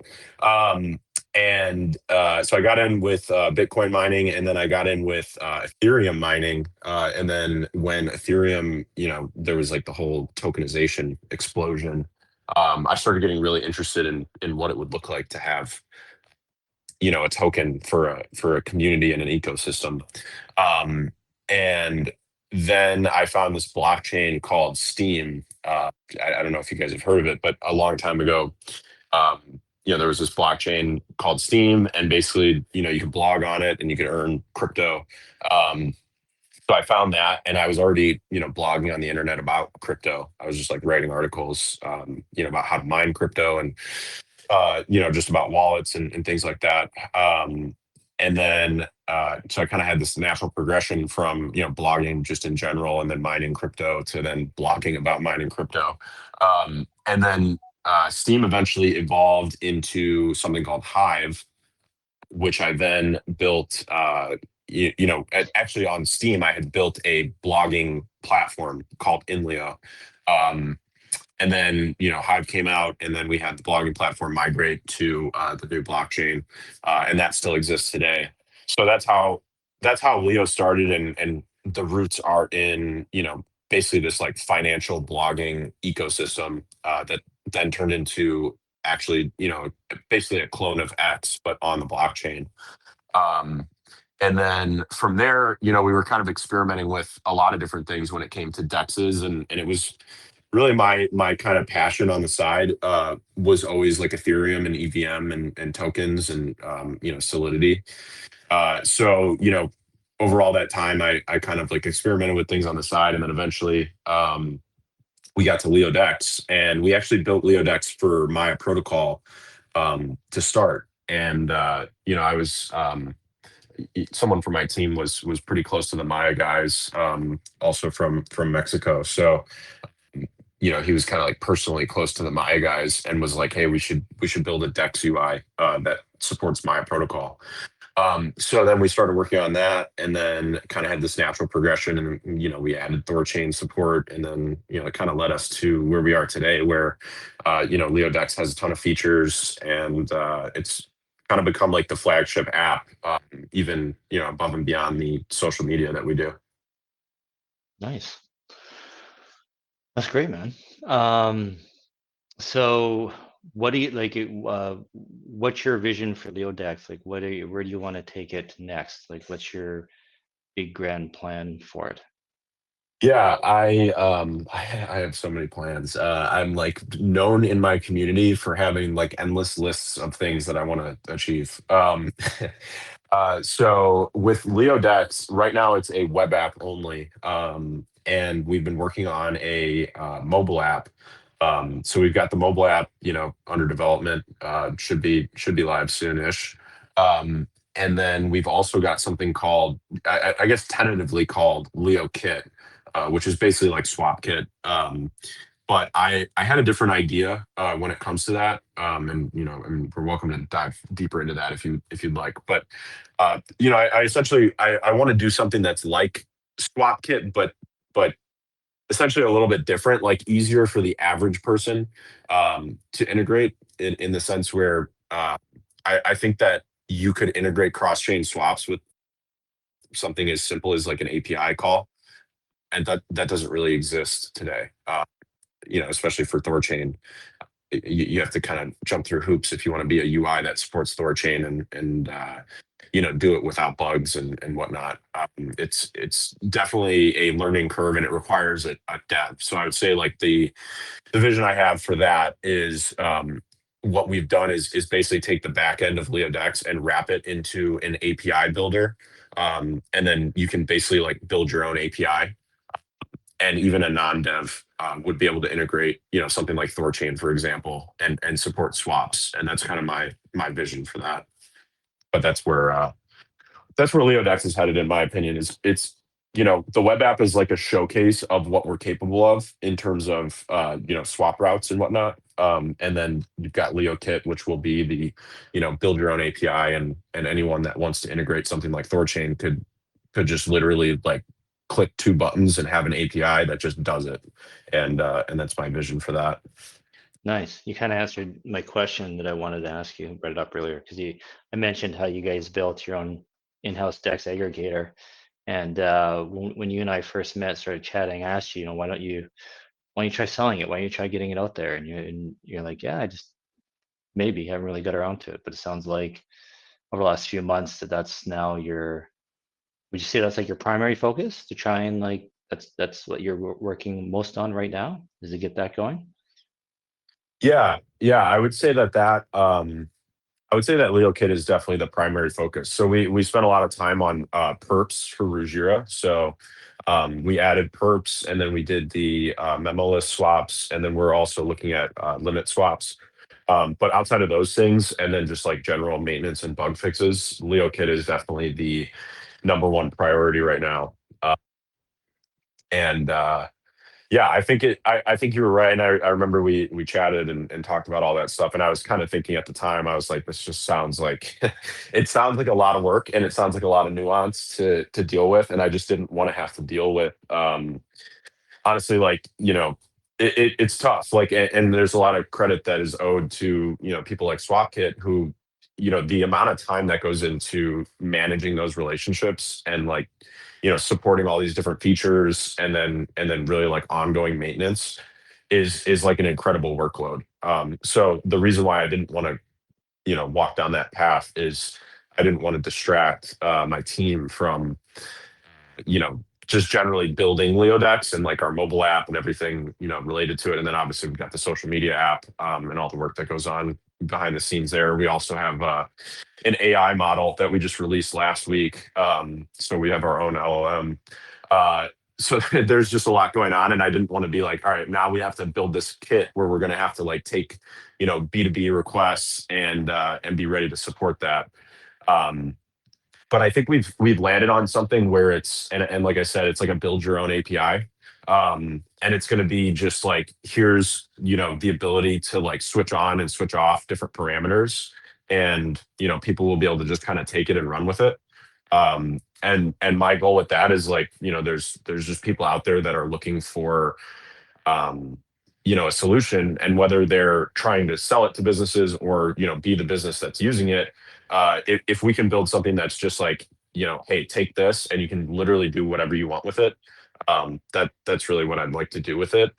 And I think it would be a way to kind of have the best of both worlds, where we're able to put that out, but then we don't have to do like this crazy B2B work, in terms of like ongoing, like people asking for certain things and customized solutions. It would be whatever the integrator wants to achieve, they'll be able to just achieve it with like, some raw APIs. But you guys would still have to support the DEX integration on your end that's feeding into the API. So no, that's all that work still exists for you to support the API, right? Exactly. Yeah. And what and what the vision is for that is we're already doing all that work on LeoDex. So we're basically just taking the, all the work we're already doing in terms of aggregation, in terms of, pulling quotes and serving quotes to users. We're basically just taking all of that work and literally just wrapping it into these APIs. So that it isn't actually like once we build this thing and release it, it isn't a whole lot of ongoing work for us unless people want to add parameters that don't exist. Because we kind of already have to build and maintain these things, for LeoDex itself. Cool. So have you actually been in touch with any wallets? Do you have any leads that are looking that would use your API right away? Yeah, there's a few leads. I put out a tweet, a little bit ago, and I asked some people, just reach out if you're interested because, I think we're going to be ready to go live with this as soon as like 3 to 4 weeks from now. So yeah, there's been a few people in touch, and I'm pretty excited about it. And like I said, it's like this build your own, literally like this build your own API. So it's like, I guess the best way to imagine it is, if you've ever used like a node provider, where you can like, or even like AWS or something, I guess that would be a good lens into what I'm envisioning for this is like, you can just like create a, username and password, log into AWS, generate an API key, and then integrate it into whatever you're building. And that is what I want to do for, cross-chain swaps. So it's like, okay, I have this whatever app, let's just say someone has like a social media app and they're like, I want to integrate cross-chain swaps. But I don't want to have to like, hire a dev and learn all these, SDKs and all these rule sets. I just want to literally have an API call and build a UI that just calls the API and then serves the API to users. And if that is achievable, then just basically go to this website, generate an API key that does exactly what I'm looking for, and then just plug that into my website. And then now I have cross-chain swaps. And it's fully modular. So like if someone wants to, and this is where I think we're kind of hitting like a breakthrough moment. If someone wants to only have THORChain swaps, they can only have THORChain swaps. If someone wants to, only have Maya swaps, they can only have Maya swaps. Or if they want to have THORChain and Maya, they can do that. And then from there, we actually have also made it so you can do specific assets. So like say the, Dash team wants to support the ability to buy Dash and literally nothing else. You'll be able to do that with the APIs we're building. Cool. So what if that social media app, for example, they put in your API, they start doing some trades, and one of their users has a problem, issue with the trade? Do they will that social media app then tell people, oh, you got to go talk to the LeoKit people, and then you guys provide support for that user? How does that work? Yeah, so that's where we get into the fun part of doing all this stuff. The reason why I want to build this stuff in like a very like simplistic API format is because I think it would create a situation where there wouldn't be a whole lot of issues because essentially if this swap route is working on LeoDex, it's working everywhere because it's all using the same API at a fundamental level. So what I think would happen is the user would say, hey, let's just assume this social media app has like a tech support of some kind. They'd probably open tech support with the social media app and say, hey, this swap, didn't work. And then the social media app would then reach out to LeoKit, obviously through LeoDex's tech support and say, hey, the swap didn't work for XYZ reasons. And then we'd have to figure out why. Cool. Man, I'm brain farting. I had a follow-up question to that, and it just totally left my brain. Paige, do you have any? Yes, I do. You want to jump in? Yeah, go Yeah, ahead. absolutely. So, hey, Cal, you talked to you, I want to say maybe a little over a year ago, and you've wanted a mobile version of LeoDex, right? And the biggest problem was the freaking app store, right? That was caused you so much consternation back then. If I heard you correctly earlier, you said you said something about mobile. Is that coming? And have you figured out the whole App Store rigmarole, the whole game there? Yeah, the App Store has gotten significant, and I'm sure people have noticed it's gotten significantly more friendly. It was we went through a time where like even Twitter, when Elon took it over, there was like this talk that it was going to get removed from the App Store, which obviously never happened. But there was like this very unfriendly environment when it came to app stores, and I have pretty extensive experience with apps. We actually had a Inleo mobile app, so like mobile app for our social media site. Um, and we had it on the App Store, and then it got removed. And then I basically fought with Apple back and forth. Eventually got it back up, and then they took it down. And then I was like this cat and mouse game for months. And then I finally just said, screw this. I'm sick of. I mean, there's like so many tweets where I posted. I was like, I'm sick of mobile apps. I do not want to build mobile apps. I am building web apps forever. I don't want to deal with it.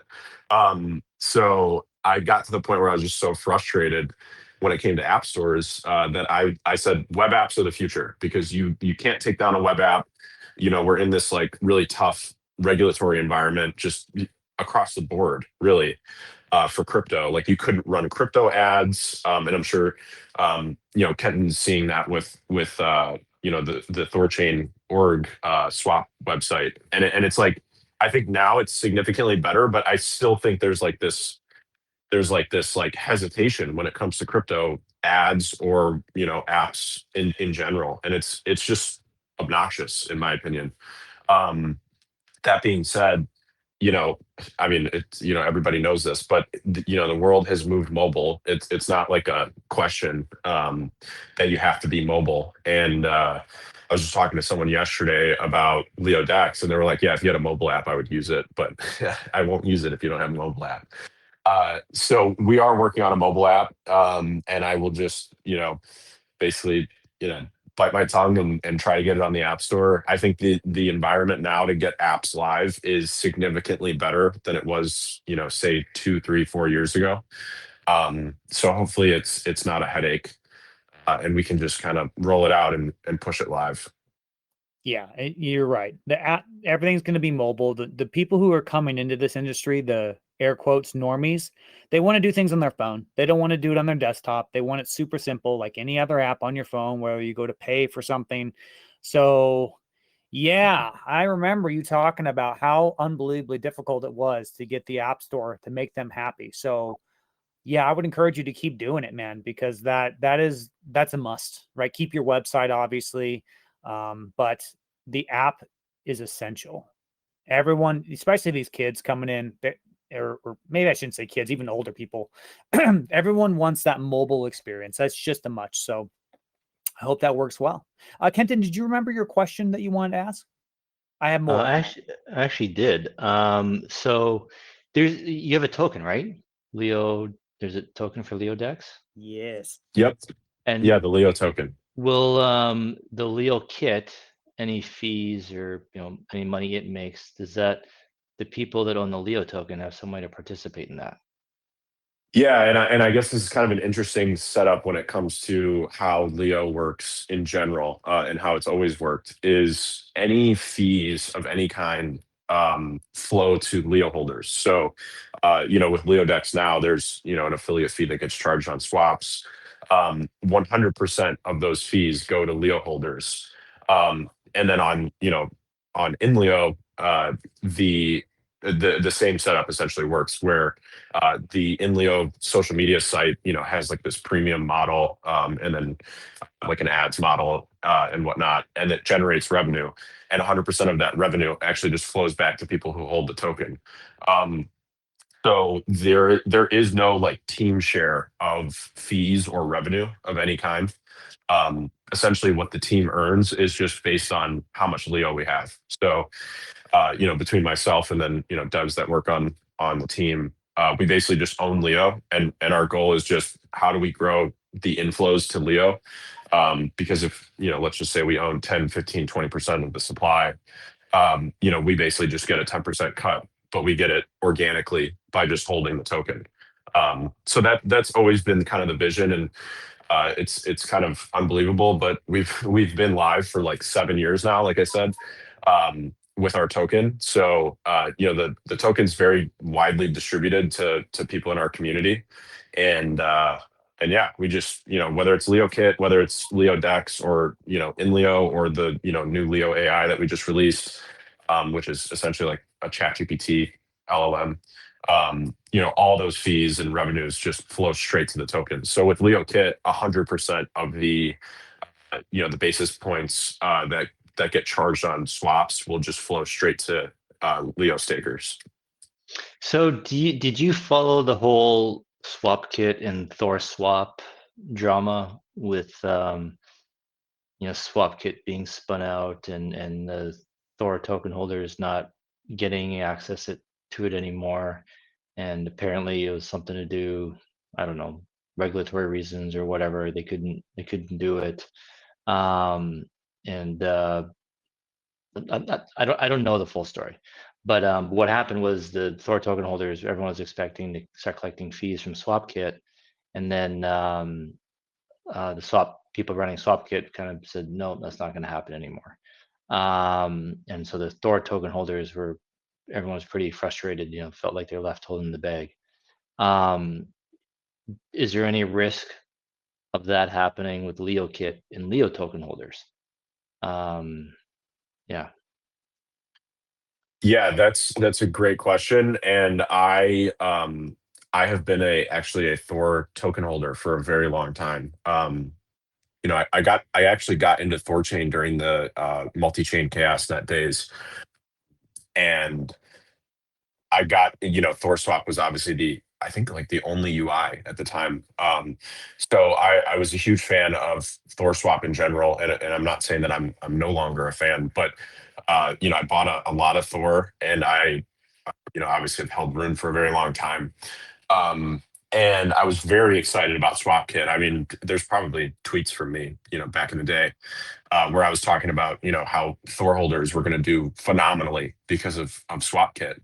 And I was very frustrated, when all of that went down. I definitely understand why that happened. And I think that, again, kind of tying into what I was saying about the mobile app, the environment, especially from a regulatory standpoint, was so different 3-4 years ago, which I think is roughly around the time when SwapKit came out.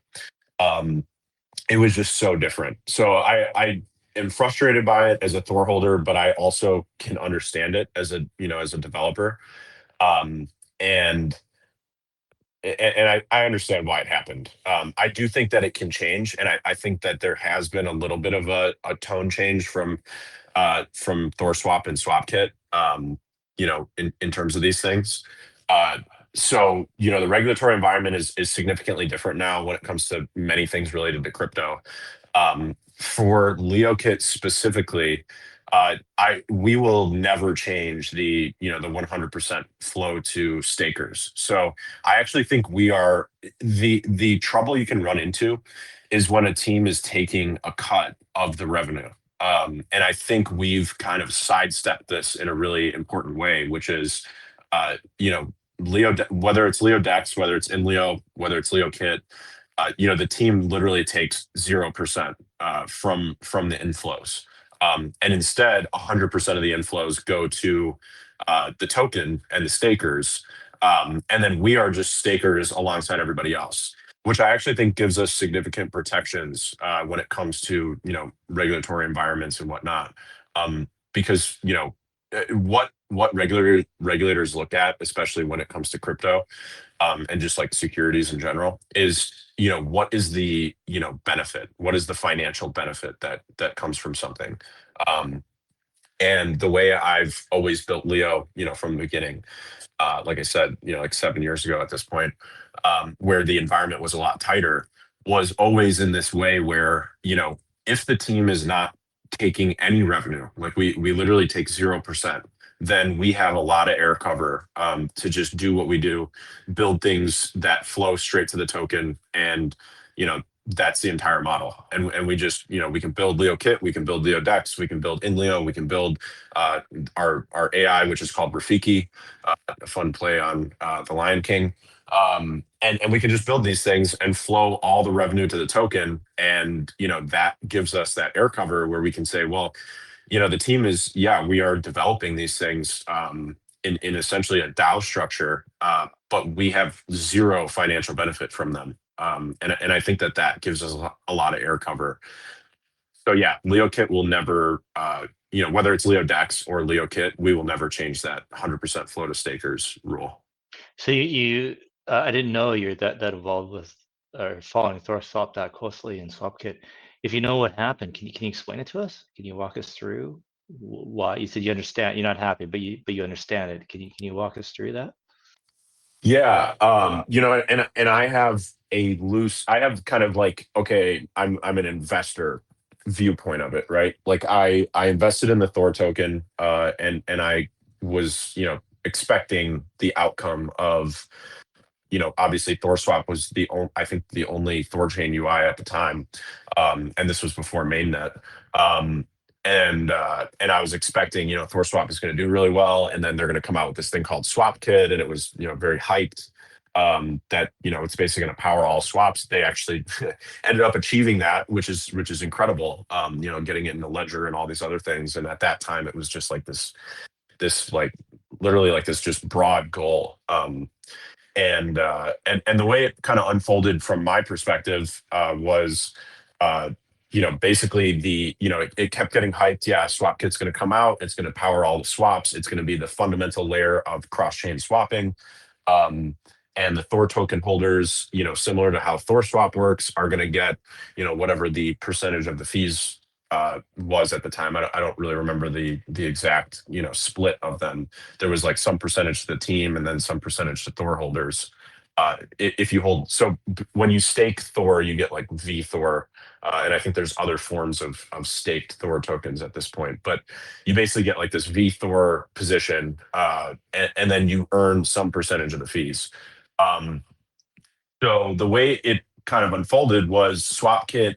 I believe right before SwapKit came out, or maybe it was right after. I'm not sure exactly. There was, and people who hold Thor will basically say it was a rug pull, which I know is kind of a harsh terminology, but I actually do feel that it was kind of done in this way, where it was like, it was a little bit of a bait and switch. And it was like, hey, by the way, Thor holders are not getting any financial benefit from SwapKit. And it's because we have to spin it out into a new entity, and there can't be any finance. And like I was saying before, especially in a tighter regulatory environment, what regulators look at is who is getting the financial benefit. And there was just kind of this moment where it was like, hey, we're spinning this off into its own thing, and there's zero financial benefit if you're a Thor holder, and we have to do it this way because of regulations. And that's how it kind of unfolded. And at that point, I was, like I said, I was a mixture of like frustrated, but I understood. I didn't sell any of my Thor. I actually still hold it today. I genuinely think that like the THORSwap and SwapKit team are like really positive for the cross-chain ecosystem, in terms of like, spreading it. They've done a very good job of that. Like I said, I still hold the Thor. I used THORSwap really up until we started working on LeoDex. Obviously, now I eat my own dog food and I use LeoDex for everything. But I was a THORSwap user until we built LeoDex, and I didn't give up on just genuinely supporting what they were doing. Obviously, as a rune holder, it also makes sense to support them. But yeah, that's kind of how it unfolded in my perspective. It was a little bit of a bait and switch. I can add some context here. I don't have the inside baseball, but yeah, it happened after SwapKit was live, but SwapKit was in infancy, and the in the Discord, people were saying, when do fees get turned on? When does this happen? From what I understand, it was the legal team advising them, or a legal person or whatever, telling them that it was not a good idea to do. I don't remember if they said it would be like a security or whatever it would be, but ultimately it was it was their legal counsel that told them not to do it. Is from what I remember and yeah. And the bad thing was it came out in the worst way possible because it wasn't them that revealed that. It was JP that made the comment on some space that wasn't even a THORChain space, if I remember correctly. And that's how the word got out. So they didn't really have control of the comms at that point. And then yeah, it was a negative experience from there. But that's from what I remember. But yes, that's what happened.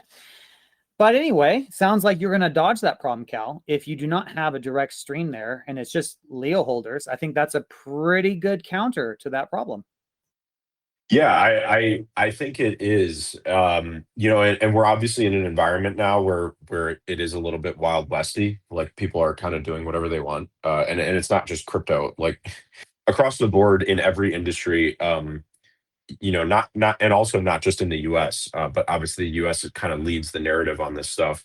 Um, you know, things have really loosened in terms of regulations. But that being said, I think by taking no benefit, there is a significant there's basically a significant air cover to do things by taking no financial benefit. Because basically, you know, someone comes in and they say, well, you're building this stuff and you're making $1 million a month. Like what are you know, obviously you're supporting illicit flows, you're whatever they want to say about it. You know, whether you're, you know, just allowing normal swaps or you're supporting all people to swap or you're, you know, doing KYC or whatever. They can point directly to who's financially benefiting, and that will be the number one attack vector, essentially.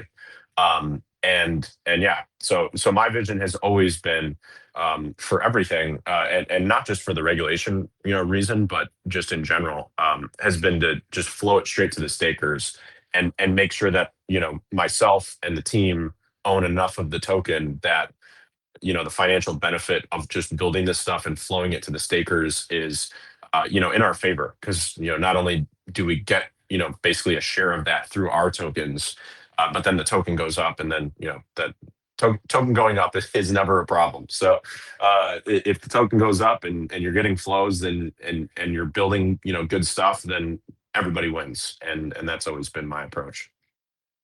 Yeah, and about what you said earlier about the environment being a little less, more friendly, maybe is the word. One thing I would just say is this is, I think, very temporary happenstance. And from what I gather, just seeing what's going on, we very easily can recede back into a darker time when it comes to overbearing regulation, because, you know, what you're building, what THORChain's building is very powerful. It's very powerful. Removing the intermediaries is what is going to lead to us being a huge target. So I think it's really good that you guys are taking not only just a smart approach, but that's pretty maximally defensive, and it just works. It follows first principles pretty well. So shout out to you. Okay, so we talked about the Leo thing. So there's Leo, and then there's S Leo. Does S Leo mean staked Leo by chance? Yeah, exactly. So a good framework mentally would be like how STCY works. Like STCY isn't technically another token, but it's just staked TCY. So S Leo is just staked Leo. Perfect. And so, okay, so you have the aggregator you're building. You offer swaps on your various interfaces. And by the way, we did give you kudos before you arrived about you offering the free interface first. So you've got lots of praise and love there. I want you to know that. So that was definitely covered. So Thank you. yeah.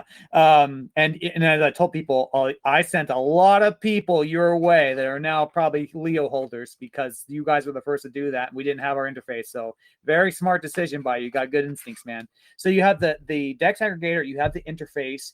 Are you also working on a point of sale as well? Yeah. So we have something called Leo Merchants. And I guess if you've been familiar with, you know, how Leo is in general, we are like all fronts attack type of team. So we look at how we can build something at like a fundamental layer that can then solve many problems. So like I was saying about Leo Kit, it actually can also be used in a Leo Merchants environment where essentially people can handle cross-chain payments So for example, and we actually have this piloted at some stores right now. You can, walk in, scan a QR code, and then essentially pay with something like USDC, for example. And the merchant will receive whatever they want. So if they want Bitcoin, if they want Ethereum, if they want Zcash, whatever is supported, they can just receive that crypto as the settlement, and the customer pays in whatever they want, and it's just like scan a QR code, and it's done. And it all like ties very naturally into what we've been building with LeoKit. So yeah, the point of sale, in my opinion, will end up being probably one of the most important layers in the long run. I mean, if you look at like Visa, MasterCard, the payment processing industry is just massive. That's why I said it's happenstance that we have a loose environment now, because, right, you're removing the biggest, most powerful intermediaries in the world that have been in power for what, decades now? Visa, MasterCard. You push something, a point of sale, right? You've got the Leo point of sale. They're gonna try and buy people out, but it's pretty easy to spin. Well, it's not easy, but anyone can spin one up, right? And the ability to undercut these intermediaries there's been nothing like it. To build your own credit card infrastructure is enormously challenging, almost like building a car industry. It's really hard to do. Elon put it, but to software that you can use for a point of sale. Man, that's where I'm thinking it's going to get a little dicey. But anyway, Kenton, did you have something you wanted to ask? Maybe more of a comment. For years, it's been stuck in my head that, when you go to a restaurant with a group of friends and there's like 10 or 15 of you and everybody wants to split the bill, and it's just a giant nightmare for you and your friends and the waiter, right? And like, I'm like, I can't believe no one's figured out a way to like make this more simple. Like, yeah, we can. There's Venmo, but that, it's in the U.S. and you can Venmo each other. I don't know. I don't know what exists in the rest of the world, but like, it's still just cumbersome. And I'm like, there's got to be an easier way to break up this bill that's easier for the customer and for the restaurant. And I keep thinking, I wonder if this is a gimmick or a way for like a crypto point of sale app to like edge their way into businesses. If they can create an app where like you figure out how to split the bill amongst a large group of people in a restaurant, and like and then you also are able to pay in crypto, right? So like the value add, when you take the point of sale to the business, to the, say, restaurant, like they're like, well, what's the benefit for me, right? They don't care about crypto. Like, how am I going to make more dollars? And like, well, I can make your life easier by having this way to split up bills, and it all gets paid, in dollars into your account. Plus, you could also take all these different cryptos. And I'm like, oh, okay, well, that's interesting. Maybe I'll try it. But what they're really buying, or what they're really reason why they're really integrating it, is to make their lives easier on splitting up the bill. And then the crypto part is just kind of that's part of the payment processing flow along with fiat. And I don't know, Cal, what your thoughts are on that, but anytime someone brings up point of sale to me, I always try to plant this idea, because I feel like it's just right for somebody to figure that out. And if whoever figures it out, it's going to be, I would think it would take off like wildfire, because like, every restaurant has this problem. And I don't know. Do you have any thoughts on that, Cal? Yeah, that's honestly, I hadn't really thought about that, but it is a good use case. I mean, usually restaurants will say like we'll split the bill like 2 to 4 ways, and then if you have like 5 or 6 plus people, they're like, yeah, no, we're not gonna split it that many ways. Um, I hadn't really thought about that, but the way Leo Merchants works is if anyone here is familiar with memoless on THORChain, it's somewhat similar, where basically a payment channel is opened, and in like a receiving address is generated. Um, in theory, and I actually haven't seen anybody test this, but in theory, if someone were to send, let's say that the payment channel is opened, the payment channel is expecting to receive a certain dollar figure in order to settle the payment and consider it complete. So for example, if someone, if the bill, let's say the bill is $100, right? If someone sends $50 into the payment channel, the payment channel understands that only $50 is in there. If another transaction goes in there for $50, then it will consider it complete. So in theory, you could use that as a split bill feature. I hadn't actually thought of that use case in terms of the UI. So I think we should definitely make a like, how a lot of restaurants now have like the little QR, like they'll usually have like a piece of paper or like a little like glass thing on the table, and it'll say like pay or split bill. I think we should add something to UI that says like split bill, and you definitely can just pay into it, and it will, it basically, if you had, I mean, even if you had 50 people, if the bill is $100 and 50 people each send $2 into the payment channel, it would complete the payment once $100 is received. So that would definitely be a really good use case. The only thing we would have to figure out outside of the UI would be if people want to pay in multiple cryptos. That would be that would be significantly harder to handle. But I do think it's possible where we could, like let's say you're at dinner and it's $100. Two people want to split the bill, and one person has, let's say Bitcoin, and the other person has Ethereum. You would, it definitely would be hard to handle both of those if they want to split it, but not impossible when I think about it. Well, if only there was an aggregator, something like LeoKit, that could be used. Yeah, exactly, where it just gets automatically converted. What I was thinking is let's say you go to KFC, right? Cal's Fried Chicken. It's a sit-down restaurant, right? And like the bill is just, it can be individualized, right? You don't need to take one bill and then abstract away or put the complexity of like this much can pay with this. Like each individual people would, I'm assuming it's an app. I don't know, right? The Leo merchant, but individuals then can place their order. And so that's a separate bill that's unique to that individual, and so they just pay for what they want instead of just having like one bill. And that, like, the way I imagine it is if you had an app that's like, it's like a template builder, right? You give it to the business, they add the products on there, they add the prices, and then when I come in with my app, I sit down, I open it up, I select, okay, I'm at Cal's Fried Chicken, and then I want 8-piece and mashed potatoes, gravy, blah blah blah blah. And then that gets automatically transferred to the business. Like it's streamlined. You know what I mean? That there's a lot more complexity in there, I grant you, but that's kind of what I'm thinking. You know what I mean? Instead of like, because you're right, that would be really complicated. But I don't want to. Okay, one thing you mentioned, and this is the title of the space, so I think we need to talk about this. LeoDex was the first UI to implement Memoless. You just mentioned Memoless, Cal. Maybe you want to talk a little bit about that? Yeah, so outside of the official THORChain swapping interface, which is beautiful, by the way, we are, I believe, the first and only UI to add Memoless, and we called it Instant Swap, and really I was just kind of working with the team, and I think I was like sitting in the sauna or something. I was thinking of a name, and I was like, I genuinely think I think the best name is no name. But I did realize we need to have some sort of name. And I was like, what is just something just really simple and understandable? And Instant Swap just kind of popped in my head. So that's how we landed on calling it Instant Swap. But really what it is THORChain Memoless.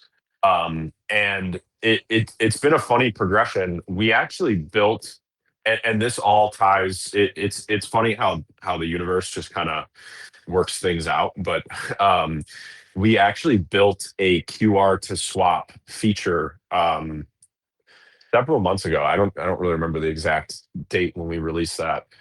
And we built it for Zcash originally. And this was when, Zcash was like $50 and the trading volume was like good, but not crazy yet. And then things obviously took off from there. But we built it for Zcash because there was no good way to handle Zcash wallets. So we wanted to handle, Zashi and things like that. So we built this QR to swap feature where basically we created, when someone wanted to swap, we would generate a key store in the browser of the user, that's on LeoDex. We would generate a key store, and then it would create basically what is effectively a deposit channel, and then the user would be able to swap Zcash through that deposit channel, which is basically just a key store in their browser. So we were very perfectly positioned when Memolist came out, because I looked at Memolist and I was like, wow, this is literally what we just built for Zcash. But instead of being at the browser level for the user, it is at the protocol level. So it creates a deposit address or deposit channel, and then there's an address. User sends the exact amount to that address, and then the swap is handled. And that's how THORChain Memolist works for swaps specifically. And I was like, we are literally perfectly positioned. Like, we've already built the UI, we've already built the logic for this. And then, Memolist came out, and I was like, amazing. Like, now we can abstract away the, kind of key store part of things. Because we were planning to add the QR to swap feature to a bunch of assets. Like, we were going to add it for Bitcoin, Ethereum, and all these other assets. And now we literally don't have to, because THORChain does it at the protocol level. So I think it's like this amazing innovation. We've seen a little bit of usage so far. I'm very surprised we're not seeing more. But I think it's just going to take a little bit of time. But it is, in my opinion, it's a breakthrough, because it is like literally any wallet, as long as your wallet can send the crypto that you want to swap, you can swap it. When we released the QR to swap feature, I don't remember. I don't remember if it was me or Joel from Dash, the Dash team, but someone came up with this idea. It was either him or me. I'll let him take the credit for it. Um, the saying is, if you can send it, you can swap it. And we came out with that for the QR to swap, and then when Memolist came out, I started reverberating that, and I think it's a great tagline for Memolist, which is, if you can send it, you can swap it. So if you can send Bitcoin, you can literally swap it on THORChain, and it doesn't matter what wallet you have. You could literally have a paper wallet from 12 years ago, and as long as you can send that Bitcoin to that deposit address, you're good. So I think Memolist is like a major breakthrough, and I think it'll take a little bit of time. But I think when the world kind of catches on to that, it's going to take off. Copy left. I'm writing it down. Gonna use it.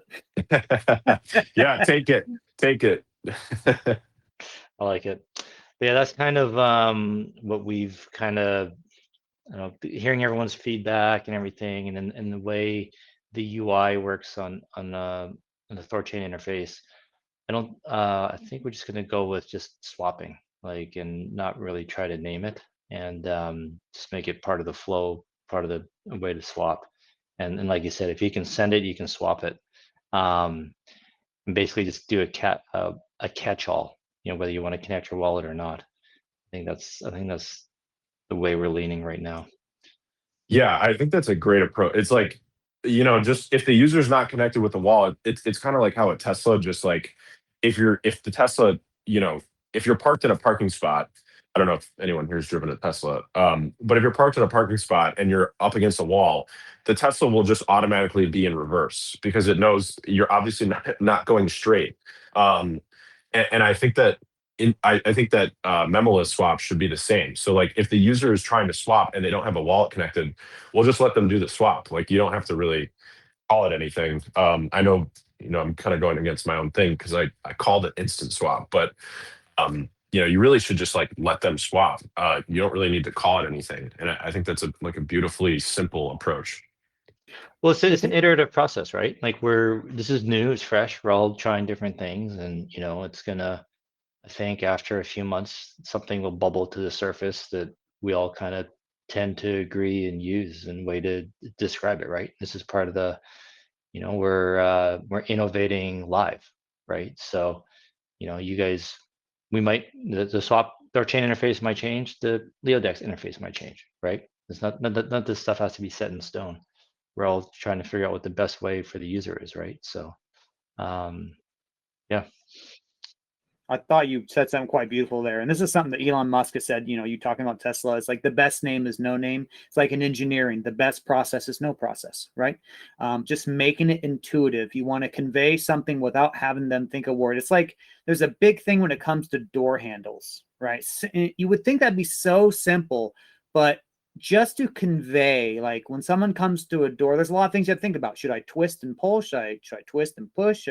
Do I have to do that? Do I have to just pull? Like some people just have a bar, right? Like when you have a bar, you only have to pull. And it's like if your UI design is essential, it's absolutely essential to convey something that sounds simple, opening a door, but actually there's a lot of complex mechanical things that are involved. And it has to be just readily intuitive. And if you can unlock that, then you win. That's just how it is. And I think both you guys I think all of us are doing pretty good on that front so far, at least. Unless you're in Australia. When I was there a few weeks ago at my uncle's place, his front door, that you got to turn the handle the opposite way. That's communism. What in the hell? It's a mind, yeah. And then the other one is so in Cayman we drive on the left side of the road. And so I've got a car that's right-hand drive, and I have friends come to visit from North America, and they're like, "Oh, it's so driving on the other side of the road is so crazy and different, and this and that." I'm like, it's not that. It only takes a couple weeks, and you get totally used to it. Even after all these years, what I'm still not used to is the blinker and the windshield washer, because they're on opposite. The blinker and the wiper blades are on the opposite side of the steering wheel than North American cars, and I still get it wrong. So like I'll go to signal and turn on my wiper blade, and same with when I go back to North America when I drive on the right side with a left-hand drive car, I can adapt. There's no problem. But the blinkers and the windshield wiper, I can't. For some reason, my brain just cannot figure it. So you get so used to doing one way, and anyway, I just think it's funny because That's got to be a tell, man. That's got to be such a tell. Someone's driving, you have someone's native to that place, and they see someone just turn on their wiper blades for no reason. Like, we got a foreigner over there. I guarantee you that's a tell for them. But I guess I'm bringing up this because it goes to show, like, once people are used to doing a certain way, they just want to keep doing that way, right? They don't want to change. And, the more simpler we can make it for people, the more likely they'll keep doing it and not change. Yeah, it's like tying your shoes, right? Like when you tie your shoes, you just do it. Like I don't even know what happened, right? Like when I put my shoes on, I don't even remember tying them. It's just I'm walking and they're tied, right? It's just there's that automaticity, it's that muscle memory that you have that's very hard to deprogram. Because it's something like when you're driving, you are constantly focused on what you're doing, so that's why your brain can rewire itself. But the windshield wiper, the turn signal, that takes some time because it's circumstantial, right? So it's interesting. I mean, it just goes to show you, like on the UI, you have to, I think, identify. Well, I don't know if we're the trendsetter. I think we're the trendsetter, right? Like well, maybe it's sexes. Sexes set the trend. They set what people are used to, and we have to copy them. Like maybe that's the way to put it. But Memolist is kind of a different animal. This is interesting. I have to think about this more. But yeah, I think it's tying in to what is the most intuitive to the average user. We figure that out, we're golden. Absolutely, and I think you have a good point about the sexes. They do set the trend, and then users are like, well, why doesn't it work this way? And it's because they came from a sex, and they're like, well, this is what I'm used to.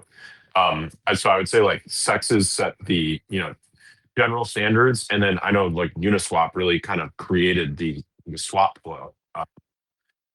I'm pretty sure it was Uniswap that kind of created the original. Yeah, okay, you put one asset in the top, you put another asset in the bottom, and you hit swap, and that's just what people are used to. Yeah, exactly. That's you're exactly right. That's why, Ruggiero, an app layer, for example, they're basically just gonna copy and paste the Binance layout, and that's what Hyperliquid has done. That's what when Kraken, when they switched over to their Pro interface, looks similar to Binance. I think everyone just copied Binance's layout basically, right? But you're absolutely right. People get used to seeing things a certain way. That's what they want to keep seeing. Same with actually use this example in the past, like the horseless carriage. Like the carriage didn't change; it was just the engine, right? They swapped out a horse for a mechanical motor, but the carriage is basically the same. From the horse-drawn carriage days. If they had completely changed it to look different, it probably would have been harder for people to adopt the horseless carriage because it had been too different. The more we can make things the same, what people are used to using, the easier it'll be for them to adopt it. I have a little side quest here. Someone had a request for you, Kenton, on the main interface. It was saying, "Hey guys, could we get Kepler mobile added as supported wallet on swap.thorchain.org? It doesn't work for EVM, only Cosmos." So I just want to tell you that right now, Kenton. Yeah. Well, memoless should work. But yeah, as far as like connecting a wallet, actually, going back to when we were talking about what people are used to, I agree with memoless that it's awesome. I love it. If you can send it, you can swap it. But when I think about it, I'm like, you know what? There's so many people just used to connecting their wallet to a site to trade. I think they're just going to keep doing it, and they're going to want to do it and demand it. So just like this guy. So I think we're going to have to keep adding wallets to be able to connect to the site. And I'm kind of like Cal, like I want it all, do everything. So in my mind, yeah, we'll get every wallet eventually. So yeah, I think I can't say when Kepler's going to come. I don't know. It'll depend on the dev lift. I'm kind of the mind that we should prioritize wallets that support Rune, native Rune. I don't know if Kepler supports Rune or not. Well, that's what Koitsu and Reed we're going to play with this weekend. Come up with the list of all the wallets that support native Rune. But yes, try answer is yes. We will. I expect we will support Kepler at one point to be able to connect it to the site. Does LeoDex support Kepler? Yeah, we've got Kepler. It was like probably one of the most supported wallets. Sorry, supported. It was probably one of the most requested wallets. Um, people love Kepler, and I have to say I didn't really use Kepler until people started requesting it, and then I was like, all right, well, I'll download Kepler and start playing around with it. I love that wallet. It's incredible. So I'd say the probably my most used wallet is Kepler now for most things. It's an amazing. It really is an amazing wallet. Kepler does support Rune. Just thank you, Max Power, for telling me that. So there you go. Yeah, they have Rune and they have Ruji and they have TCY also. Oh, okay, then definitely more reason. I was actually thinking that it's not just Rune, but TCY and secured assets. Yeah, the Ruji token. Yeah, we definitely need to get those wallets. So I'll talk to the guys. Maybe we can get Kepler more up priority list than to get it supported. And I can confirm that Kepler is a very, very popular wallet within our own community. I think a lot of people, some people struggle with Control Wallet, and a lot of them have gone over the Kepler. I don't know why. There's some sort of conflict there. I've heard that complaint so many times. So yeah, I think it's out of all the wallets, that one would be one of the most important from my experience.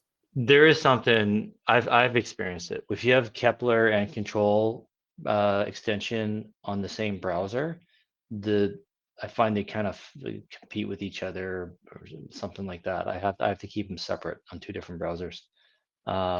Yeah, I actually I used to use Control very significantly. I'm still a fan of Control. I don't want to talk badly about them, but um, I've switched mostly over to Kepler from Control, and Control basically injects itself because when an extension is connecting to a site, it's called an injection, and it basically injects into the site to connect to it.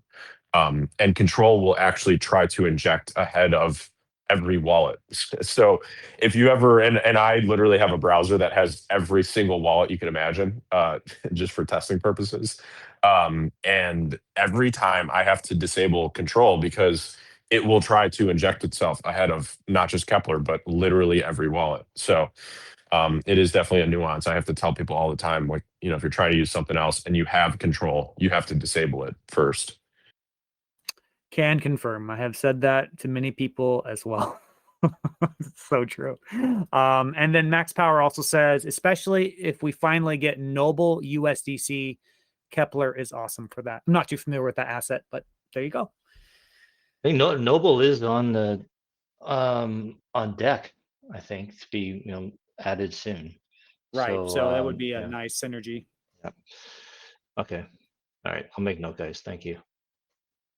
And a little hack on the Kepler integration. I know we struggled with it a little bit in certain ways. And the Ruggira guys have done a lot of legwork on supporting Kepler, and their UIs are open source. So we were able to pull a lot from that. So when you're working with your team, I would definitely suggest, like, if you're looking for a quick hack, definitely look at what the Ruggira guys have done in terms of supporting Kepler, and it'll save you some time. Great. Thank you. Gosh dang it, Cal. That was a great suggestion. Love this guy. Well, Guys, let's follow Cal.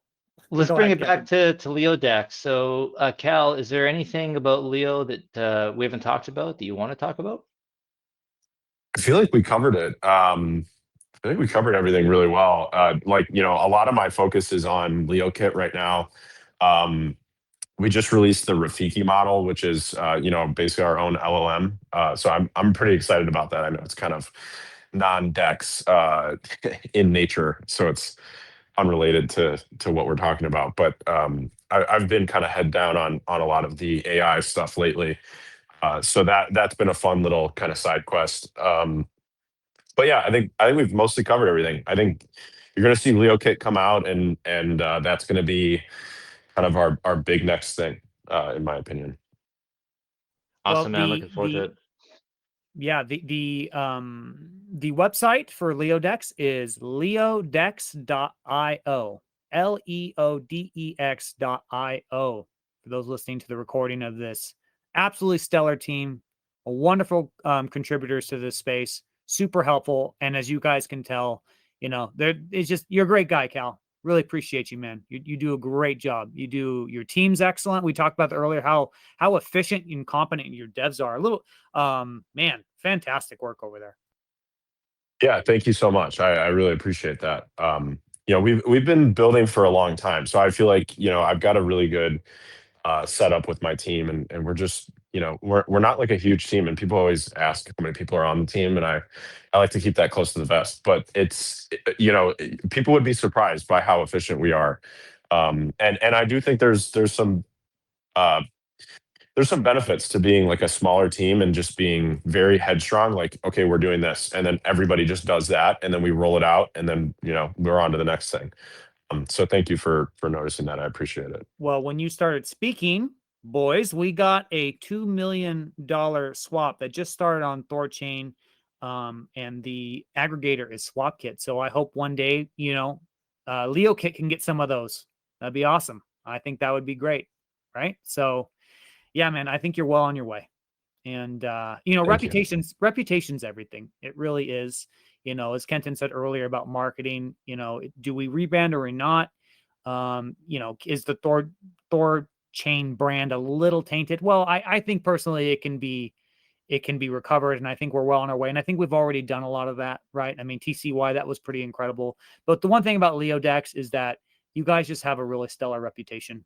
And if anyone ever says anything bad, which I hardly ever see, I immediately defend you, not because I have a vested interest in doing that. It's just because it's merited. I believe in merit, right? You defend things, you speak out against if you see something wrong. So your guys' reputation's doing great. Keep doing what you're doing. You've got the winning formula. Thank you. Yeah, and I really appreciate that. And on the rebrand, I do think that a lot of it is just like token price go up. Like you look at like Zcash and Dash, and it's like, those have had kind of a negative. I mean, even Zcash's brand was kind of negative for a while, and it really just has to do with the token price if you really kind of boil it down to the fundamentals. So once the once the token price starts going up, everybody's like, yeah, Zcash is the best thing that's ever been invented. And I love Zcash, by the way. I think that before it started going up, and we added it because Maya added it. I was looking at it and I was like, I always heard about Zcash, and actually the brand was kind of in the way for me. I was like, well, it's been around for a while. It's probably not going to do anything crazy. Then I started learning about, shielded pools and how their technology works. And I was like, wow, this is like incredible. And then when the price started going up, now everybody loves Zcash. So I think on the branding point, it's like, when the Rune price starts going up, which I think it inevitably will, just as the volume kind of continues to do its thing, the brand is going to just fix itself, and it really is like a price action thing. And that's just kind of it's kind of the environment we're in with crypto. We just have to kind of take it how it is. Yeah, I agree. And do you have go ahead, Kenton. No, good. There is someone who has a question for you, Cal. Give me 1 second. He was wondering. Sorry, I'm just going. Okay. He didn't really cover real world assets. Is there something about real world assets that's something LeoDex is doing? Maybe I don't understand the question. But floor is yours. Yeah, great question. So there is a community created DAT, which if you're not following the DAT space, it's digital asset treasuries. So MicroStrategy was like the big one, and then now you've seen a lot of other ones come out. I'd say probably the most famous recently is the Winklevoss twins came out with one for Zcash. So there is one that people have created on Leo. Basically a group of whales, and then I'm an advisor on their board, and it's called Leo Strategy. So it's basically like MicroStrategy, and what they're doing is releasing real world assets that are backed by Leo on their balance sheet. And then we're adding them to LeoDex. So there's tokenized Tesla and tokenized gold, and they're basically rolling them out one by one. And then they're just going to kind of slowly scale. So they'll roll them out and then scale them up one by one. And I'm actually extremely excited about what it means because, and you guys asked earlier about my vision for LeoDex. And while it is, very heavy on LeoKit and things like that, my vision is like the everything DEX. That's kind of like the tagline, and I want to be able to support, literally everything. So there are definitely tokens out there that are RWAs. I have a little bit of qualms about them when it comes to how they're backed and things like that. So having like Leo native RWAs is obviously very good for the token. And yeah, so we've got, if you go to LeoDex and you search tokenized Tesla, or TTSLA, or tokenized gold TGLD, those will come up, and you can trade them. And then there's hopefully going to be, like, I'd say if you zoom out maybe 5 to 10 years from now, hundreds of these things. Man, gosh dang it, this opens a whole can of worms for me. I know we're thinking about ending the space, but now I have so many questions. I don't know how that works. How do you have a tokenized? So let's use Tesla stock. Never mind gold for a second. Tesla stock. So there is real Tesla stock here, but there's the LeoDex derivative of it. So who's custodying the Tesla stock? How does that work? And how is it backed by the Leo token? Can you explain that a little bit more? Yeah, and honestly, when I learned about this, I was like, and I obviously, they're pinging me about this stuff before it goes live. So I have like an advisory capacity on it. And when we were talking about it, I was like, this is like the most genius thing I've ever heard. So if anyone here is familiar with MicroStrategy's products, and I'll try to keep this brief, things like Stretch, for example, is like their most well-known product. It's like basically a money market fund, but it's a stock, right? So it's STRC is the ticker. You buy it and they pay you a yield, basically a dividend, and it's meant to act like a money market fund. And basically they're doing that with preferred stock on the stock market. Well, Leo Strategy said, well, why don't we take this model where you're doing preferred stocks and do it with RWAs. So MicroStrategy is doing it and backing them with Bitcoin. So there's no money market money market fund that's backing the STRC ticker, right? There's Bitcoin on MicroStrategy's balance sheet, and that is backing the money market fund. Leo Strategy took the same model and said, let's build synthetic RWAs so there is no Tesla stock that backs them. it's only Leo. So they consider things a Leo standard, which is like how MicroStrategy looks at Bitcoin. And their sole mission is like, release these products, raise capital, buy Leo, put it on the balance sheet, and then use that Leo as collateral for each asset. So for example, tokenized Tesla is over collateralized by Leo that is held by Leo Strategy. And there is no way to redeem it. Similar to how, if you have STRC on the stock market, you can't redeem that for a money market fund. You just buy into it, and when you're done, you sell out of it on the market. So same thing for tokenized Tesla and tokenized gold is these things have a Leo standard. So they're, Leo Strategy's holding Leo on their balance sheet. And essentially you buy into tokenized gold, it has a synthetic peg to the price of GLD, which is Spider GLD on the stock market. And the price roughly moves with that. And then, when you're done, you can just sell it and it pays you a yield. Interesting. I'm just my mind is just consuming all that information right now. Yeah, and I have I didn't really talk about this, but before crypto, my background is as an options trader. So I have a very deep history with derivatives in general, but deeply with options. So all of this stuff is like it's like lighting up my brain when it comes to how derivatives are really designed and built, and it's just fascinating. So it's if nothing else, I mean, people basically talk about the peg and if you can trust it and things like that. Obviously I trust it. I'm obviously a believer in Leo and the things we're doing, so I naturally trust it. But if nothing else, you don't have to buy it, but just watch it, because I think it's really just like this fascinating experiment in economics. Yeah, if you got a video that kind of breaks it down, because I don't know if my mental model is correct. If you guys ever do like a live stream, please share it with me, because I'd be curious to learn more. I do have a question for you, Cal. They just keep coming in at this point. They don't want the space to end. Degenerate wants to know how many days left for the TGLD pre-sale. Yeah, and there are videos. I'll just Perfect. DM you a link. Yeah, I have a YouTube channel. It's got like 790 subscribers or something. So nobody's really watching, but I will continue to talk into the void, and I have done so for years. Well done, sir. So yeah, I'll shoot you the link to the channel, and I cover a lot of that stuff and just like Leo stuff in general. In terms of the TGLD pre-sale, so the way Leo Strategy works is every time they release a new asset, they have a limited pre-sale of the asset. This is pretty common for I mean, really everything. Robinhood is doing art. They're doing RWAs, but they're also doing like tokenized private equities now, and they're basically doing pre-sales in a different way. So a lot of these assets are pre-sold to the market, basically to get them into hands, and then get it live.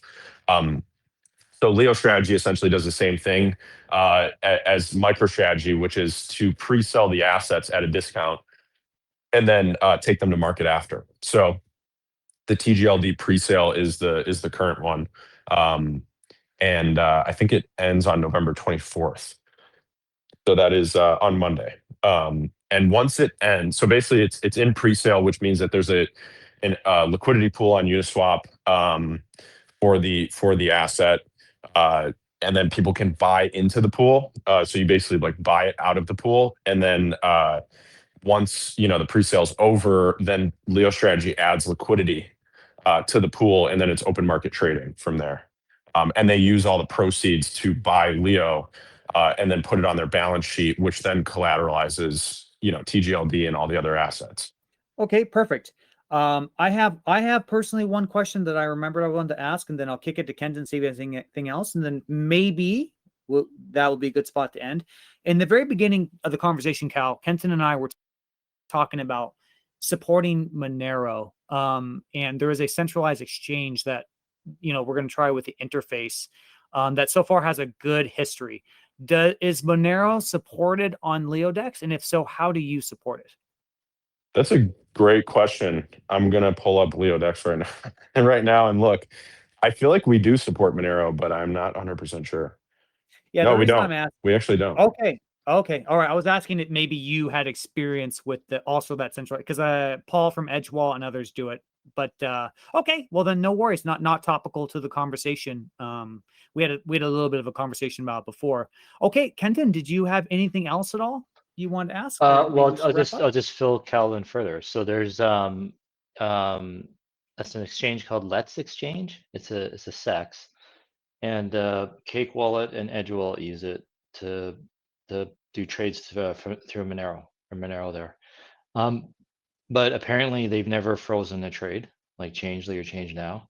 You know, they do address and wallet screening, and they just reject or refund the trade if it's you know, from an address they don't want to deal with. So they don't freeze anything. And so our devs working on the Dex aggregator, the unstoppable guys, like they're gonna integrate it for their wallet. And so for us having a THORChain front end, it's just a flick of a switch. We want to do it. And so I asked the community, you know, what are you guys' thoughts about sending trades through a centralized exchange on our front end? You know, my concern is a trade getting frozen, you know, and somebody getting stuck. I don't want to do that because I think it's really uh what's the word? Bad PR. Bad. Yeah. Yeah, and like it really drives me nuts for like Ledger sending trades to Changely and Change Now.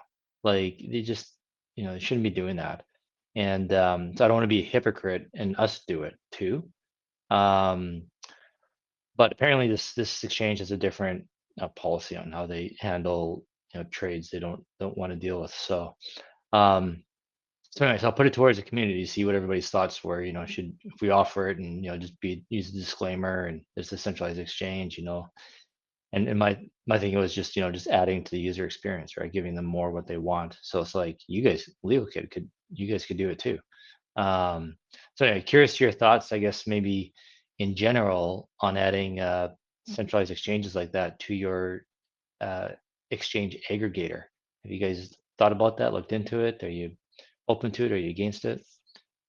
And there's no KYC. Yeah. I think that's kind of like a big point is obviously like compatibility. If it works like a DEX, in terms of like you send the crypto in and it sends the crypto out, I guess I don't really see a problem adding it. Maybe the user should just like be told, you know, this is going to route, and obviously you kind of do this naturally by telling them where their trade is routed through, whether it's a DEX protocol or not. Um, so that the user knows, okay, you know, I'm routing this through a sex, and then it's up to the user. I'm very big on, and you probably can tell by the way that, you know, fees flow to Leo and Leo stakeholders and whatnot. I'm a very big fan of just like give the user the tool and let them, you know, do whatever they do with the tool. So I don't see any problem with giving them the ability to do it, and then it's up to them. You know, it's in their hands from there. Well, if you guys are interested, I'm sure I can, if you need an introduction to Let's Exchange, I'm sure I can help facilitate that. Something you guys want to offer. Yeah, that would be awesome. Yeah. Yeah, thank you. That would be amazing. Yeah, I will. Yeah, for sure. So we have a lot of Monero people. Like I see Max Power in the audience, and right, like to use the interface, you know, we would do this would be like an intermediary step, right? We can inculcate the idea that, you know, Zcash Monero is available on the interface, and then once we add it natively, then, you know, then we would swap to us directly. But by at that point, we've already conditioned a lot of people that Monero would be available on the interface of THORChain. I think it just wins straight up. And Cal said the same thing that I mentioned earlier. Just let people know it's going through a third party, and that's the way to do it, I think. All right, perfect. Kenton, are you there? I just want to make sure. Yeah, no, that's good for me. I say maybe we start wrapping it up here. Yeah. Thank you very much, Cal. Really appreciate it. And if anyone's listening to this right now, if you want to just hear, if you came in super late and you just want to hear the LeoDex part, it starts about an hour and 25 minutes. We had a little bit of a delay, not a big deal at all. We pushed through it, and here we are. It's been a great conversation, Cal. Do you have any final words before I wrap it up here? Yeah, no, I think this has been amazing. Yeah, I really appreciate the space, and sorry about the mix up on the timing. I feel so awful about that. Don't worry about I it. appreciate you guys staying on and really just kind of taking the time to do this in general, but then especially with that. So thank you for both that and the space in general. This has been a lot of fun, and obviously I come to these every Saturday. So you guys are doing a great job, and between this and then also Thor's Day every Thursday, I think is genius. So keep up the good work, and the interface is looking beautiful as well. So I would say use LeoDex if you'd like to support, but also use the THORChain interface and spread that, because while LeoDex supports many routes and I want it to be the everything Dex, I am a Rune maxi. And I'm pretty self-proclaimed about that. My biggest bag in crypto is Rune, and I truly believe that THORChain is not just like a great project and a great ecosystem, but like essentially an essential good for the world. So I want to see THORChain succeed above and beyond everything else, and that is my secret public service announcement, is to just support THORChain. It's a good tie into what we were just talking about with supporting other routes and sexes and whatnot. If things can flow back into getting more flows to THORChain, I'm all for whatever it takes to do that. So keep up the good work. Thanks, man. Thank you. That was great. Yeah, no worries on the time. That happens to the best of us. Happened to me a few weeks ago. Patriot thought you were dead. I thought you might have been getting laid. So turns out it's neither. But glad to hear you're okay. Not as much fun as those things. Dead sounds like peace, and laid sounds like fun. So unfortunately, it was not either. I permutated the ideas and thought you were getting it on in the gym, in the sauna or something. So it wasn't either of those things. But I'm glad you're okay, man. Because you've always been and it happens to me too. All right, shit happens. It's okay, no big deal. Yeah, I appreciate it. I was literally just sitting on another call, and then I saw my phone just blowing up, and I was like, "What is going on?" I spread the rumor. I spread the rumor you were dead, so everyone started freaking out. I know how to get people motivated. He's dead. Make sure he's okay. All right, guys, this has been a banger of a conversation. Thank you, everyone. The next week, let me go here. We're going to have Voltisig on Saturday. And then the following week, we are going to do Thor Wallet. So we're going to be talking to all the friendly interfaces. Again, guys, please follow Cal. Please follow LeoDex on X. They're an absolutely amazing contributor. And I can vouch for something he said earlier. He said that he is a Rune maxi. He has been saying that consistently for a long time. So he is not just placating to the audience. He means it. He actually believes it. And he is a Rune bonder. He's a legend. Thank you, Cal. Thank you, Kenton. I hope everyone has a great rest of your weekend. This has been a very fun conversation. Take care, everyone. Bye now.